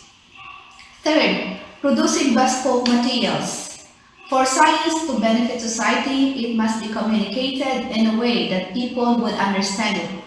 Local language and dialects were considered by using simple local terminologies and interesting visuals featuring local communities and subjects were used as examples to make it more relatable to them.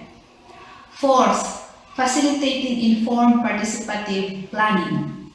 Asking the local communities to identify specific issues and solutions within their village was an effective way to mobilize community-led initiatives. Through this collaborative process, people learned that they can come up with local solutions to local issues.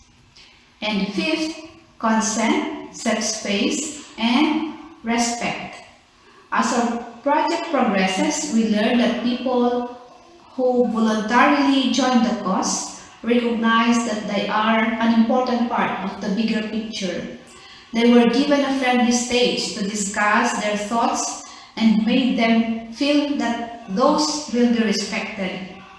At the end of the day, we believe that it is very important to communicate science to stakeholders like the local government, policymakers, and men and women of coastal villages so that we can involve them not only in the sustainable usage of the ecosystem, but as a steward of its protection and management in the long run. Thank you.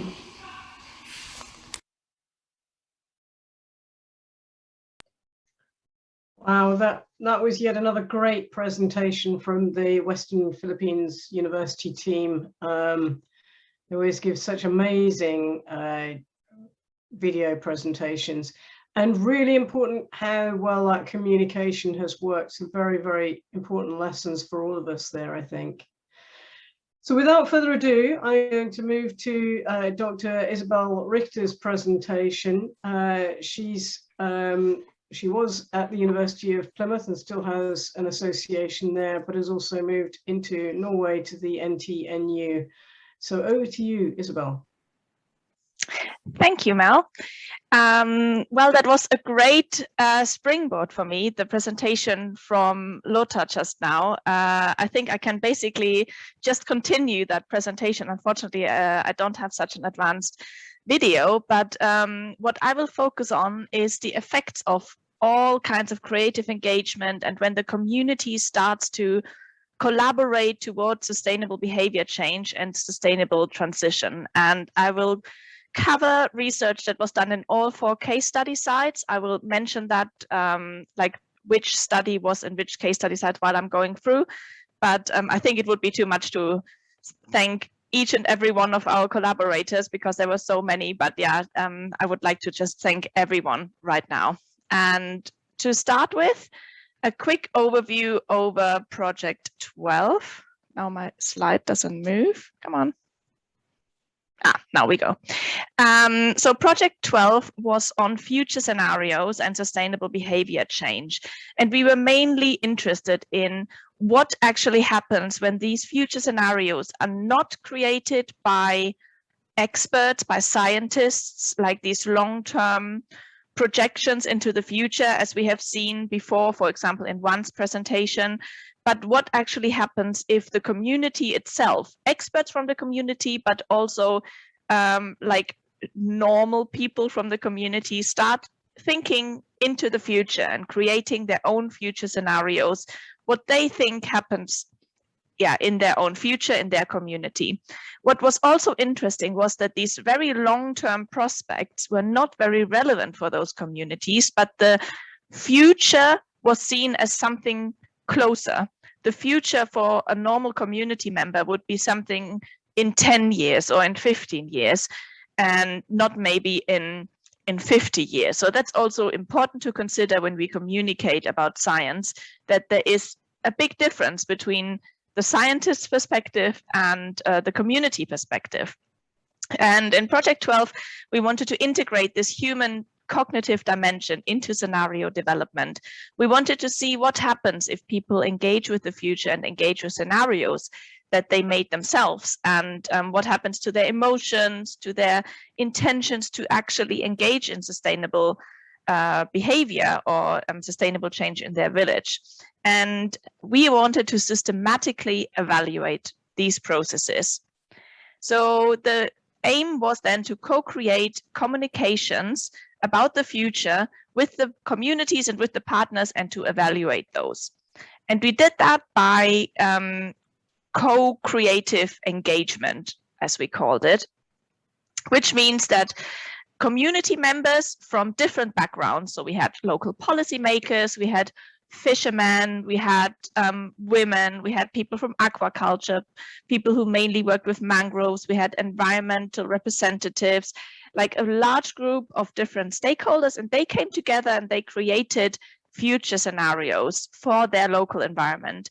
So for example, when you think about Palawan, these future scenarios were not for the whole of Palawan, they were for the Tai region, so very local. And this was done in all, in 3 of the 4 case study sites, in Palawan, in Indonesia, and in Vietnam. We had those workshops.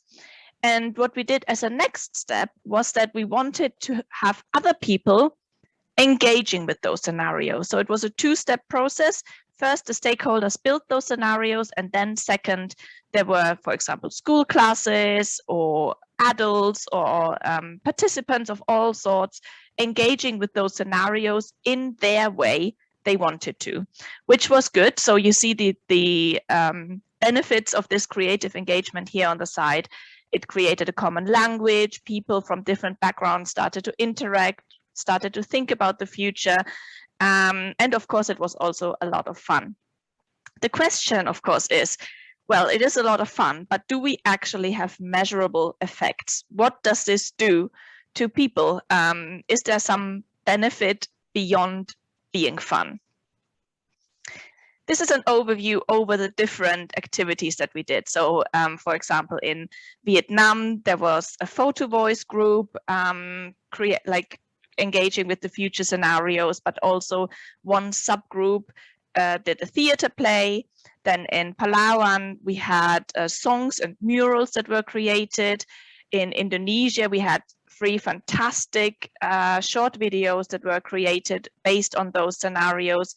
And in Malaysia, we had like something similar. We had a comic book that was created that was not specifically on future scenarios, but on fish bombing, but it also had a couple of future dimensions in it. And when you look at that, all these activities had commonalities and differences. The commonality was there was a future theme in it, and it was around local environments. The difference was how long were these activities and how big were the groups, who was engaging. In Palawan, it was school classes, and it was more like a one-day activity. In Vietnam, it was adults, and it was also a one-day activity, but spread across several villages. And in Indonesia, it was young people, and it was actually spread across 1 or 2 weeks because the video making took more time, and there was a whole workshop involved. And in Malaysia, the comic book, that actually was spread across 2 months because we had a pre-evaluation, then one evaluation right after the children received the comic book, and one that was long after, like a month after they received the comic book. And now, as a next step, I would like to show you what we found across all these different activities in the different countries. The psychological and emotional effects. So we did qualitative and quantitative as well as long-term evaluations. The first example is from the Philippines. We did quantitative evaluation as well, but this one is the example for the qualitative answers that we found in our survey. So the survey was administered before and after the creative engagement. And what we found that if children were asked just randomly, what are your hopes and fears about the future? What do you wish for the future? Before this common activity, the goals that they spontaneously raised were very like self-focused. So they said, oh, I want to get rich. I want to have a wife and kids. I want to actually leave the Philippines. I want to have success in life. And afterwards, 38% increase was more community-based answers. So they spontaneously said things like, I want my community to be happy and healthy. I want the environment to be happy and healthy. I want, like, it was more like an altruistic and transcendent theme across the answers that they gave. And in the quantitative answers, we also found that the future felt closer. So while the future was indicated to be far away before this activity, afterwards they mentioned that the future feels like it's more tangible now, it felt closer. This one is the quantitative results, and this is more like an overall overview. So I picked out a few results from different studies to show you. So this is from the photo voice activities, but also from the video making. And what we did here was also surveys administered before and after. And we found that there were significant changes from before to after the activity in some key variables, such as the intentions to actually do something in the community to contribute to sustainability, the feeling of knowledge, I know more now. People felt positive, they had positive emotions, and also they made future thinking, they felt it's more relevant. And this is the only study where we had like a long-term perspective, and also we looked at the transfer from children to parents. So, and what we found was not only the children who received the comic book had long-term changes in their intentions to talk about fish bombing, but also their parents had an increase in their intentions.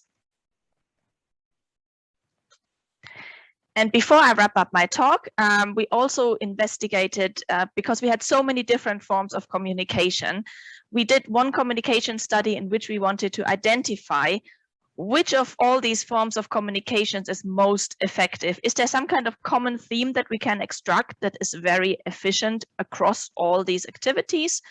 And we did a cluster analysis, and we found that the communications that were particularly emotion eliciting were very good, and the ones that mentioned solutions, and the ones that were particularly relevant for the target group. That is very much in line with the Palawan talk that we just saw before.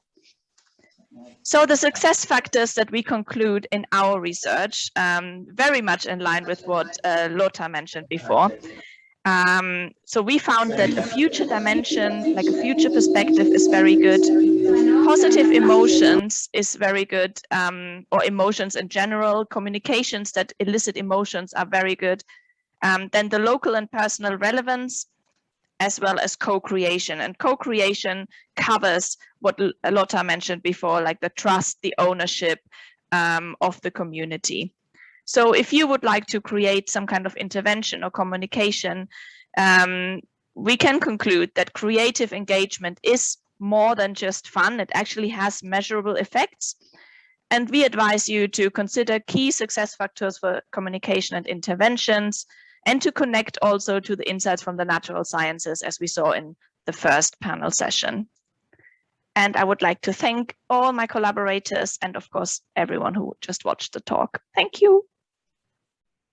Thanks, Isabel. Lovely talk, and lots of really good key points again there about the importance of communication, why we need to do it, and how we should do it better. So thank you for that. Okay, our last presentation of this panel session is from Dr. Matt Fortnum, who unfortunately can't be here, but has recorded a presentation. He's from the University of Exeter. So if we can play that now. Good morning or good evening. My name is Matt Fortnum, and I'm a research fellow working at the University of Exeter on the Blue Communities programme. One of the projects that I'm working on aims to co-design tools and approaches for making the hard decisions about trade-offs in marine planning. Of course, any change that occurs, there are normally some trade-offs. In other words, change can bring about some benefits, but it also can bring some costs as well. And depending on who you are, will depend on whether you think this is a benefit and this is a cost. Yet in marine interventions, they're often sold as win-wins for nature and people, and trade-offs are either underplayed or ignored. However, there is strong evidence that winners and losers will inevitably result from an intervention or decision that alters marine ecosystems and the rules that govern their use. A systematic review of the literature showed trade-offs are recorded 3 times as often as synergies in ecosystem management. Our starting point was that if we wanted to develop a new trade-off tool that would be useful for practitioners, we needed to speak to them first. So we interviewed 13 senior marine technical advisors working in Southeast Asia about the trade-offs they encounter, the tools and approaches they currently use, the basis upon which trade-offs are deemed acceptable or not, and their perspective on what they need to do to better navigate trade-offs. The interviews produced some interesting findings. To start with, the term trade-off is not actually used in their day-to-day work, but they recognise that their interventions cause trade-offs. For example, an intervention can result in gains for some ecosystem components at the expense of others, or it could cause some stakeholder groups to benefit at the expense of other stakeholder groups, or that marine ecosystems may benefit, but that may be at the cost of the people who depend on it. And there might be short-term costs in return for long-term gains, or one area may be disadvantaged because of an intervention because you're benefiting another area such as a village. However, the practitioners talked most about strategic trade-offs. So this was related to how they prioritize the use of their limited resources between different locations and competing objectives, and trade-offs between equity and effectiveness. For example, a practitioner shared that advancing a women's empowerment agenda can sometimes come at the expense of losing the support of elder men for the project because of cultural norms. And the influence of these elder men is important for the success and sustainability of a project. So there's a trade-off there between the two. Practitioners rarely use tools to explicitly identify or address trade-offs. However, trade-offs are implicitly identified using decision support tools, community-based and participatory processes, learning by doing approaches, or through monitoring and evaluation. But the practitioners said that each of these had their limitations. For example, decision support tools like Mark-Sound with zones map and use data and models to optimize the configuration of marine zones in order to achieve the best balance of conservation and development goals. However, practitioners found that the trade-offs identified by these tools are limited by the models used and the data available, which can often be scarce in the context in which they work. So decision support tools were said not to be widely used in Southeast Asia. Instead, practitioners use community-based and participatory planning processes, which in principle can empower communities to rule out interventions that have costs that outweigh benefits. But of course, it depends on who is in the room as to which trade-offs are voiced in those processes and what decisions are finally made. Our findings therefore point to the importance of considering the acceptability of trade-offs. Of course, the practitioners said that some things would just be unacceptable because they might contravene international or national laws or be against human rights. NGOs are, however, often willing to trade off their biodiversity conservation objectives to gain that support from communities, especially in the short term. But of course, being conservation environmental organizations, there's a minimum conservation benefit that they want to achieve. And that their tolerance of accepting minimal conservation gains may be waning, they said, because of the acceleration of ecosystem degradation from climate change and development. Community acceptance is often contingent on the magnitude of change implied by an intervention. For example, curbs on fishing effort were often least acceptable because of the livelihood effects. And some trade-offs may not be acceptable culturally, as illustrated by this first quote. Whose principles of acceptability counts is determined by power relations. NGOs can define problems in the range of solutions, which inadvertently promote some trade-offs and hide other trade-offs. Government institutions and politicians can define what is acceptable through policy and law. And the participatory processes can be dominated by powerful people in communities and do not always capture the full range of perspectives about what is acceptable or not acceptable within communities. Some groups will be marginalized in those processes. Because trade-offs are not identified systematically, responses to trade-offs are not planned systematically. However, interventions may be adapted to mitigate any negative effects, such as reducing the size of an MPA to reduce fisheries impacts. The NGOs also use strategies to influence communities into accepting trade-offs of their programs through incremental approaches where they implement some interventions which have minor or very limited trade-offs, such as reef restoration and beach cleanups.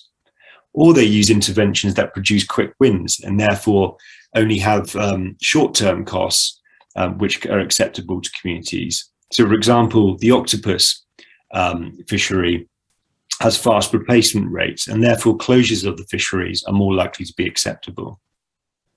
These incremental approaches win community acceptance and build trust before interventions with more pronounced trade-offs can be proposed. In conclusion, there's multiple types of trade-off are recognised by practitioners, yet the tools they use either do not comprehensively assess trade-offs or are not used at all, resulting in some trade-offs remaining hidden and decisions being made only on those that are visible. The acceptability of trade-offs is based on a diverse set of principles and values, and the relative power of the winners over losers in the pursuit of their interest.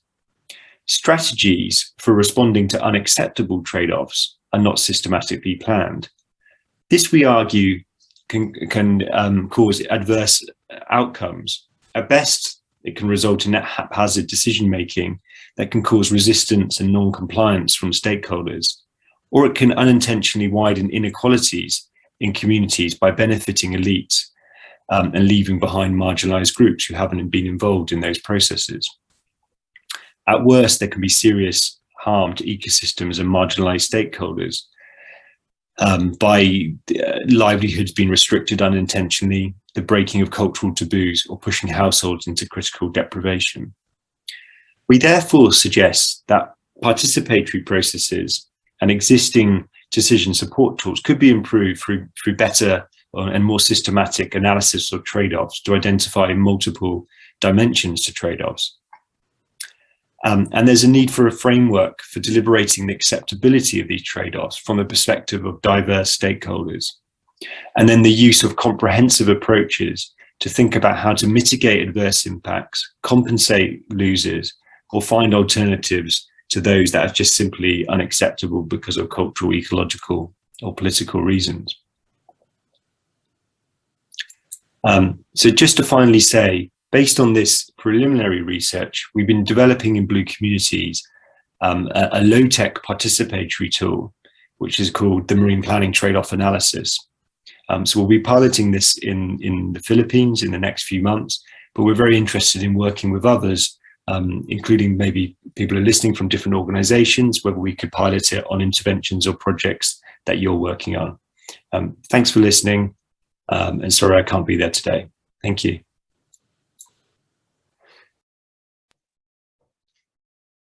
Thank you to Matt. That was another really fascinating presentation that takes us, it extends from discussions we were having in the first session about the trade-offs and equity, and starts to point us at some of the solutions that we're uncovering and developing within Blue Communities.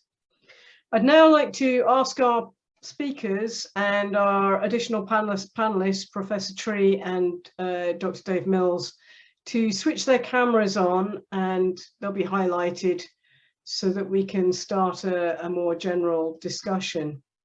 I also just want to mention that after this discussion, we will be having breakout groups if you want to talk to some of the speakers and discuss some of what they've been talking about in a bit more detail. And we'll have 3 breakout rooms. So just be aware that if you do want to ask more detailed questions personally in a sort of chat room, that's going to be possible after this. That's on the hour, or nearly on the hour, and we have those rooms available for half an hour. So like I say, some amazing presentations there. I think one of the questions that I think comes to mind when we hear these is how do, and Matt's presentation also spoke to it, and I think all of our speakers have probably got a view on this, is how can we ensure that all of the voices are heard from all of the relevant sectors, whether that be the public, the communities, whether it be the key stakeholders, the ones who actually have the power to make decisions. How do we ensure that all of their voices are heard, but also all the messages from the different people reach them? Are there any hints and tips that people might be able to share with us? And I might start first with Professor Tree, for example. So we've got a lot of lessons that we've learned from Blue Communities activities. Have you got any thoughts on how we can share those with other UNESCO Man and Biosphere management teams beyond those in our case studies? Professor Tree? Can you hear me? Yes. Okay, that's a very good example. We have get benefits from GCRF and Blue Community. So before that, we set up in a national network of Biosphere Reserve.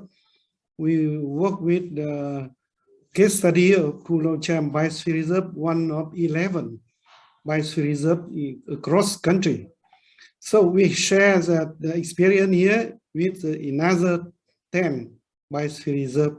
Every year we have a national workshop on the progress and also review our work on Biosphere Reserve.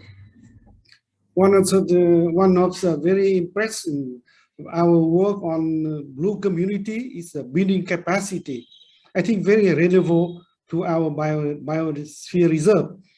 Biosphere Reserve not only for conservation of biodiversity, but also we have three functions: that conservation, development, and logistics support.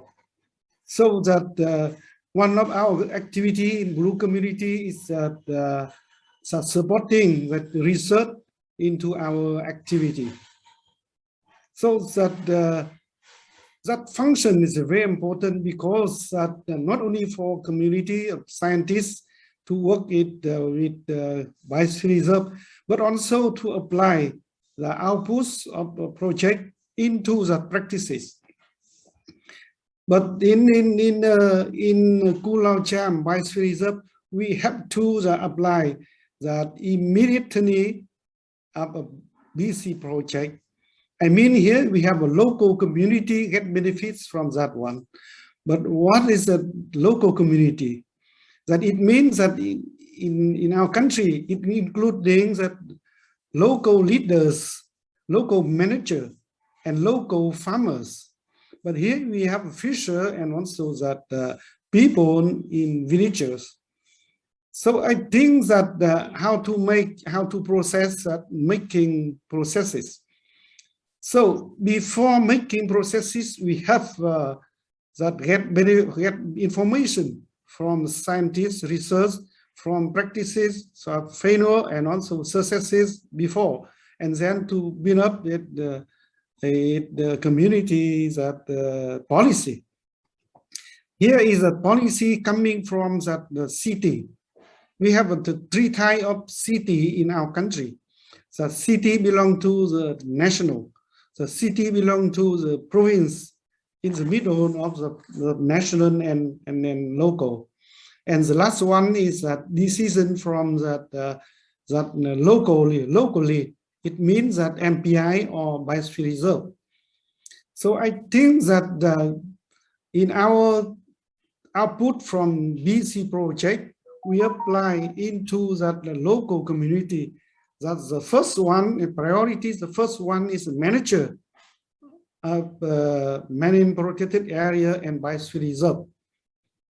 The second, up with from bottom up, we come up with that the provincial and city people, that manager, I mean, and then the last one in national.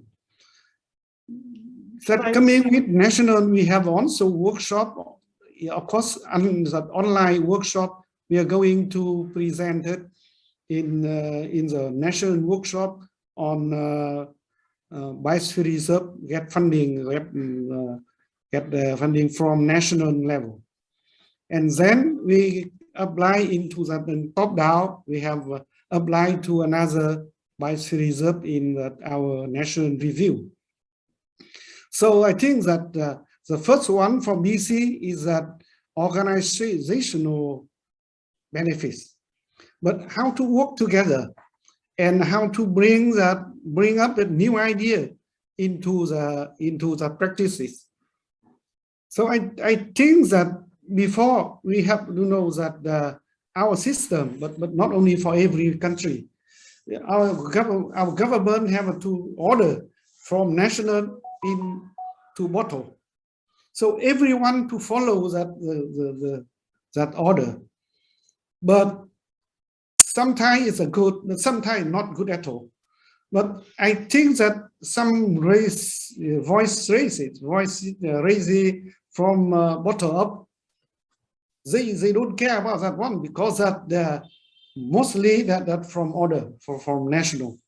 So I think that for BC project we have a governor change, but not only for scientific communities advice, but for our practices we do that some survey in Pulau Cham, for example, how to be different, how to get benefits from tourism, and how to trade on also the challenges from tourism, for example. Yeah, so Professor Tree, I'm going to have to yes. ask you to wrap up because otherwise none of our other speakers will get a chance to answer questions. Okay, I wrap up with it somewhat. Okay, we have a three tie of national, from national to the middle up and also for bottom up. So I think that we have to link between top level and to bottom and bottom to top, that one. So I think that BC project that contributes that significantly, but not all, but some very key factor into successful of Biosphere Reserve. I met them, and in Biosphere Reserve manager, he said it's very good, very that active to do with the BC project, and even some farmer fisher also to think that very good one. So that one of the policy change that I think very good one. Now they have to force to reduce touristic people into the Pulau Cham because of pollution, because of pressure on habitat, also the etc. So, okay. So I think I am going to have to move on to some of the other speakers, Professor Tree. Yes, I think I have to conclusion that before change the policy, we change the idea, we change of that, and bring science into the decision maker and processes. Absolutely. That's it. And thank you very much for listening. Thank you, Professor Tree. Lots of really good thoughts in there as well, I think. And I'm actually going to ask Dave Mills to extend from that because, you know, in a way, you come from an organization called World Fish, which one assumes takes a rather helicopter view of these discussions at local levels right the way up to the world. Do you have a thought on this communication and how we link from, you know, as Professor Tree has talked about, from the local right up to your helicopter view of the world? Yeah, I think we, one of our thanks very much, Mel, and thanks also, Dr. Tree. Really fascinating, and from the speakers as well.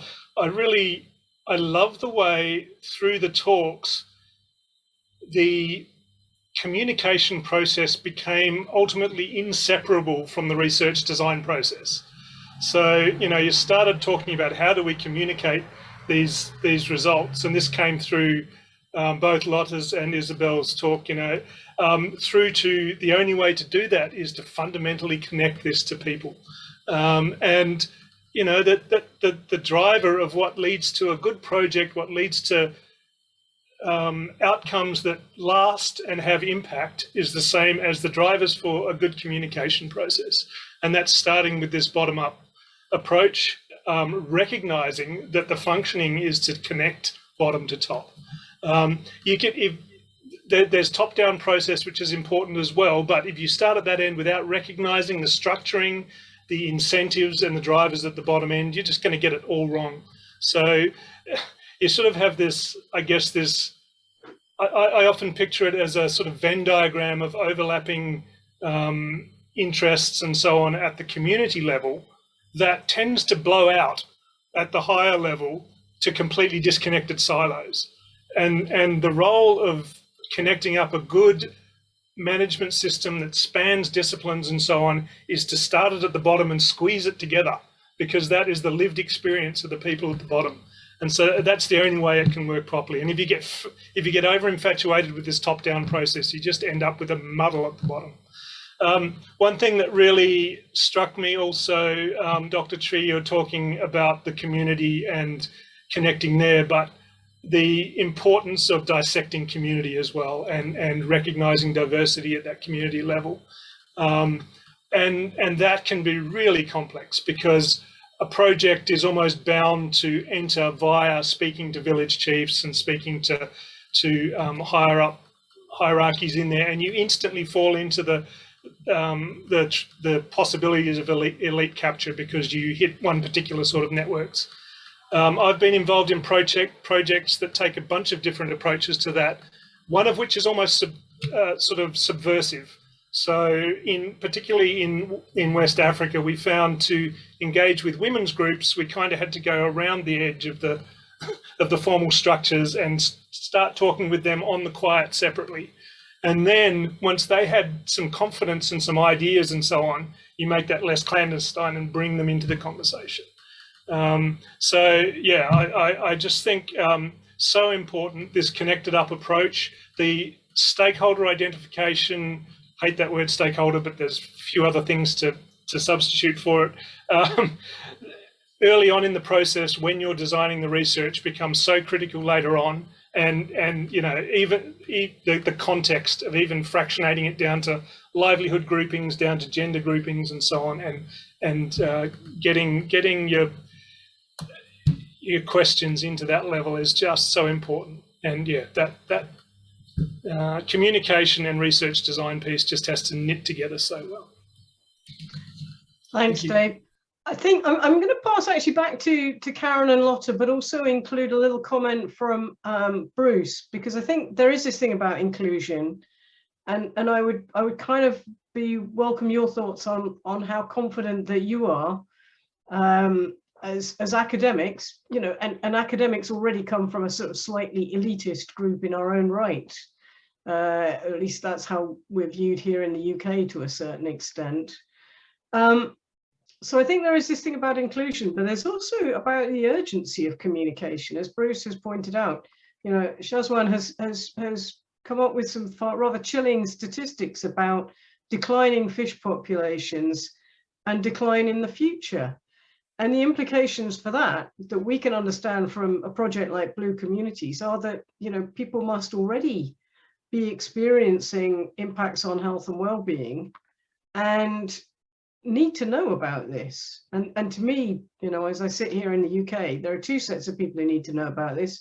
Well, there's lots of people who need to know about it, but, you know, there's the people on the ground. How do we help them adapt and manage and mitigate who are directly affected? And then in a week's time, there are the people in COP26 in Glasgow talking about climate change. You need to understand what's going on at that level. And I still worry about how we get to the right people, but also how we hear the right people. So Lotte and Karen, I don't know who wants to go first on that, but I think it's a difficult question, and I'm going to put it to you.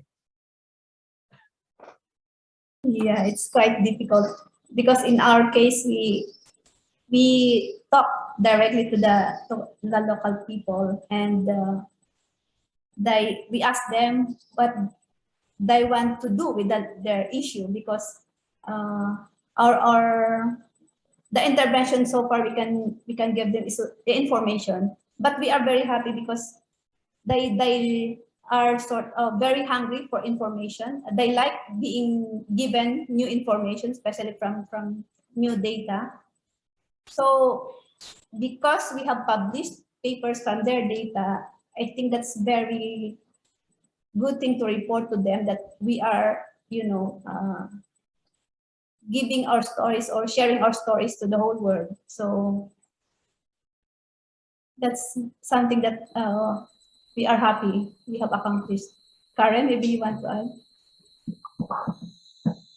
It's indeed a very difficult question to answer, but I think what we can share is that we should be very, very clear that the source of our data is the community.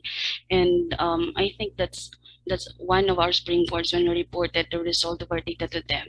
And aside from the transparency that the data is from them, is this data was during the reporting, it was again validated, and we let people from the community tell us related stories about the data, and from that stories connect it to the result of the study. So using relatable words in reporting this, and again, expanding the data using local examples is a very good strategy, so that people from the grassroots as well as from the local government unit can understand that this is really the scenario and the data is speaking like in connection with the reality in the communities. So that's it from our side.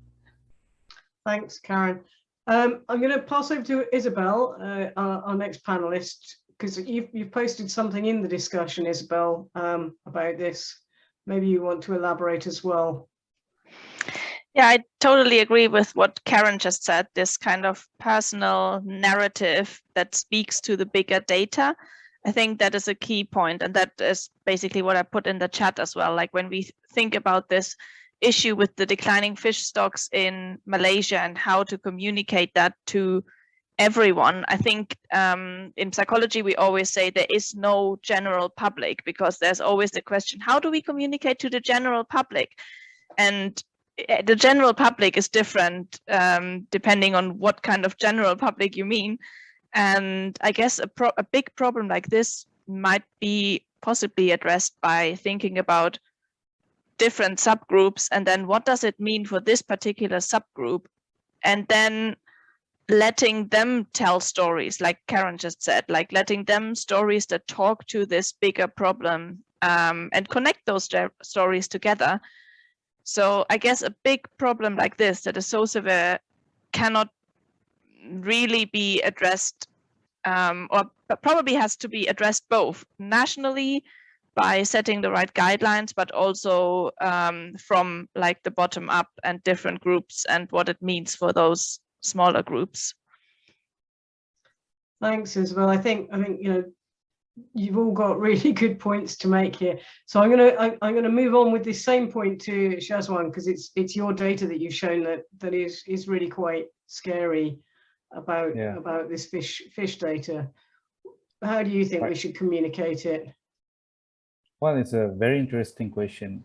I like the points by Karen in terms of building trust, in terms of transparency with the communities, right?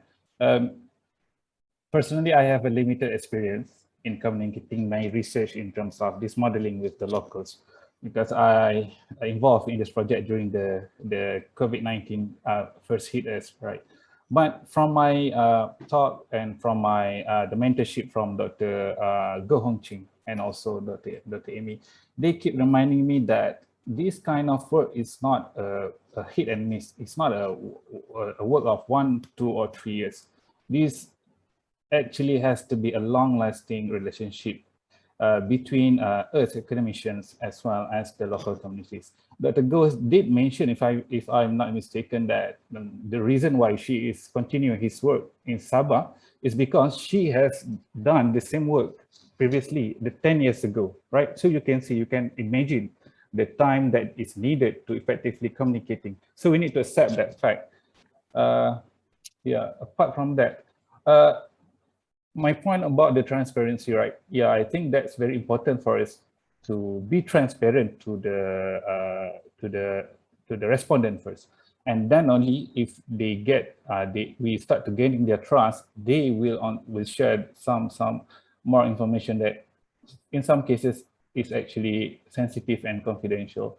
But yeah, by building their trust, yeah, I think that is very effective communication, but it can be exhaustive, right? But I think that's the way moving forward in terms of building the great relationship with the respondent. Thanks. I'm going to go back to Dave on this one, because with these climate change models that we've developed in Blue Communities on fish populations and the changes in the future, you know, there are these rather drastic and very scary implications. There's also some positive messages, as Shazwan's, you know, just the data in Malaysia shows, is there are some positives as well as the negatives. How well do you think fisheries policymakers actually use these predictions in planning fisheries, particularly in the East Asia Seas region? I mean, I've got a kind of an understanding of how that works in Atlantic waters, but I'm less familiar with how it works at that broader regional scale or local, even national scale. Yeah, so I think there are some really good news stories there where things are starting to really, where messages are getting through, and there's some really interesting questions being thrown up. Certainly in the Pacific, looking at the shifts in tuna populations and particularly these quota fisheries, and what these countries whose GDP, the largest contributor to their GDP is the quoted tuna fishery, and what happens to them when suddenly the tuna have left their waters. They have all this quota to sell and no fish. And so this notion of starting to trade, lock in quotas and be able to trade them across countries and so on comes into it. Because, whose fish is it in the end? Are there major winners and losers out of this? Or, do we have some compassion for a nation that's completely dependent on fisheries? So I certainly think there are some good news stories. I think the regional fisheries management organisations are really starting to listen, and I'm hearing more and more talk at that sort of level about these issues. Taking that down to the national level is an extra challenge, and there's a bit been done recently about analysing national policies and so on for recognising climate change, also recognising, for example, the food security importance of fisheries, and the two hand in hand preferably. And invariably what you find is where there's been external donors that have brought in global expertise and done this recently, the message is starting to at least get into the policy level. So it's very much a recent trend. It's definitely improving. The step from regional fisheries management to national is happening. The step from there to implementation at local scales is another thing. So again, you have this bottom up and top down disconnect. And if you take one's data to fishermen in those communities, they'll be the first to nod their heads. They're not. It's not. You're not taking this message of fisheries decline to the fishers. It's they're recognising it, and they're the ones who will feed it up too. So the recognition is there.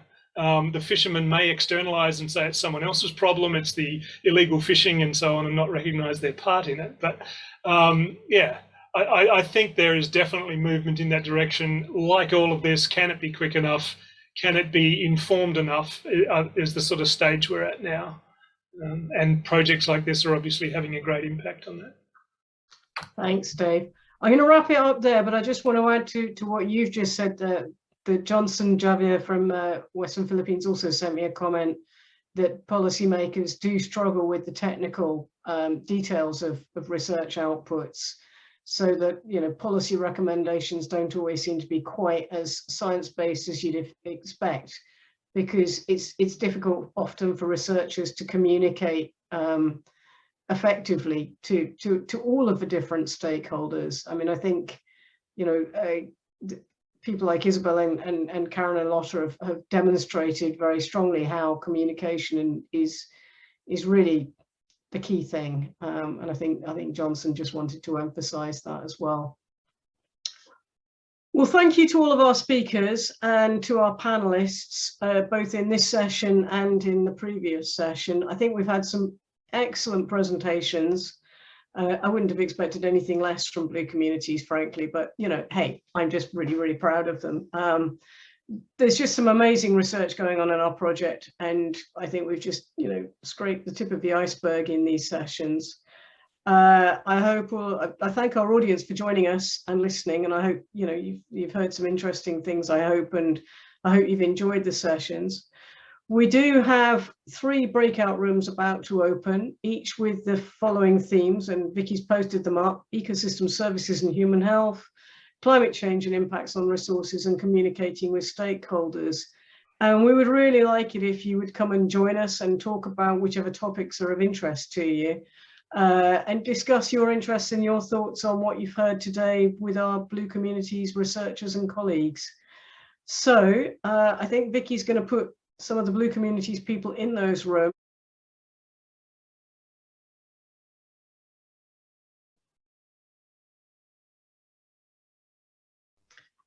Well, hi everybody, welcome back. People are coming in. I think we've probably diminished in numbers, but I think I just want to say thank you for joining us in the breakouts. And again, thank you to our panelists and speakers. I think there's one person I haven't thanked, and I always forget to until the very, very end when everybody's left. But Vicky, thank you for organising this. As always, perfect organisation and perfect sort of setting us all up in the right places at the right time. So thank you, Vicky, and thank you, everybody. Enjoy your evening for those of you who are in Southeast Asia, and for those of you who are in UK and Europe, enjoy your day. It's getting blustery and windy and wet here. Of course, in Australia, and I'm not sure where Dave Mills is, or even if he's still here, I presume sunny and lovely, because it's always sunny and lovely in Australia in my mind. So anyway, we've had significant hailstorms today, and 32 degrees. So we had 100-kilometre-an-hour winds last night. So okay, so maybe my vision of Australia isn't quite correct, but anyway, have a lovely evening, everybody, and enjoy your days. Thanks for joining us. It's been a terrific session. I've really enjoyed it, and I hope you all have as well.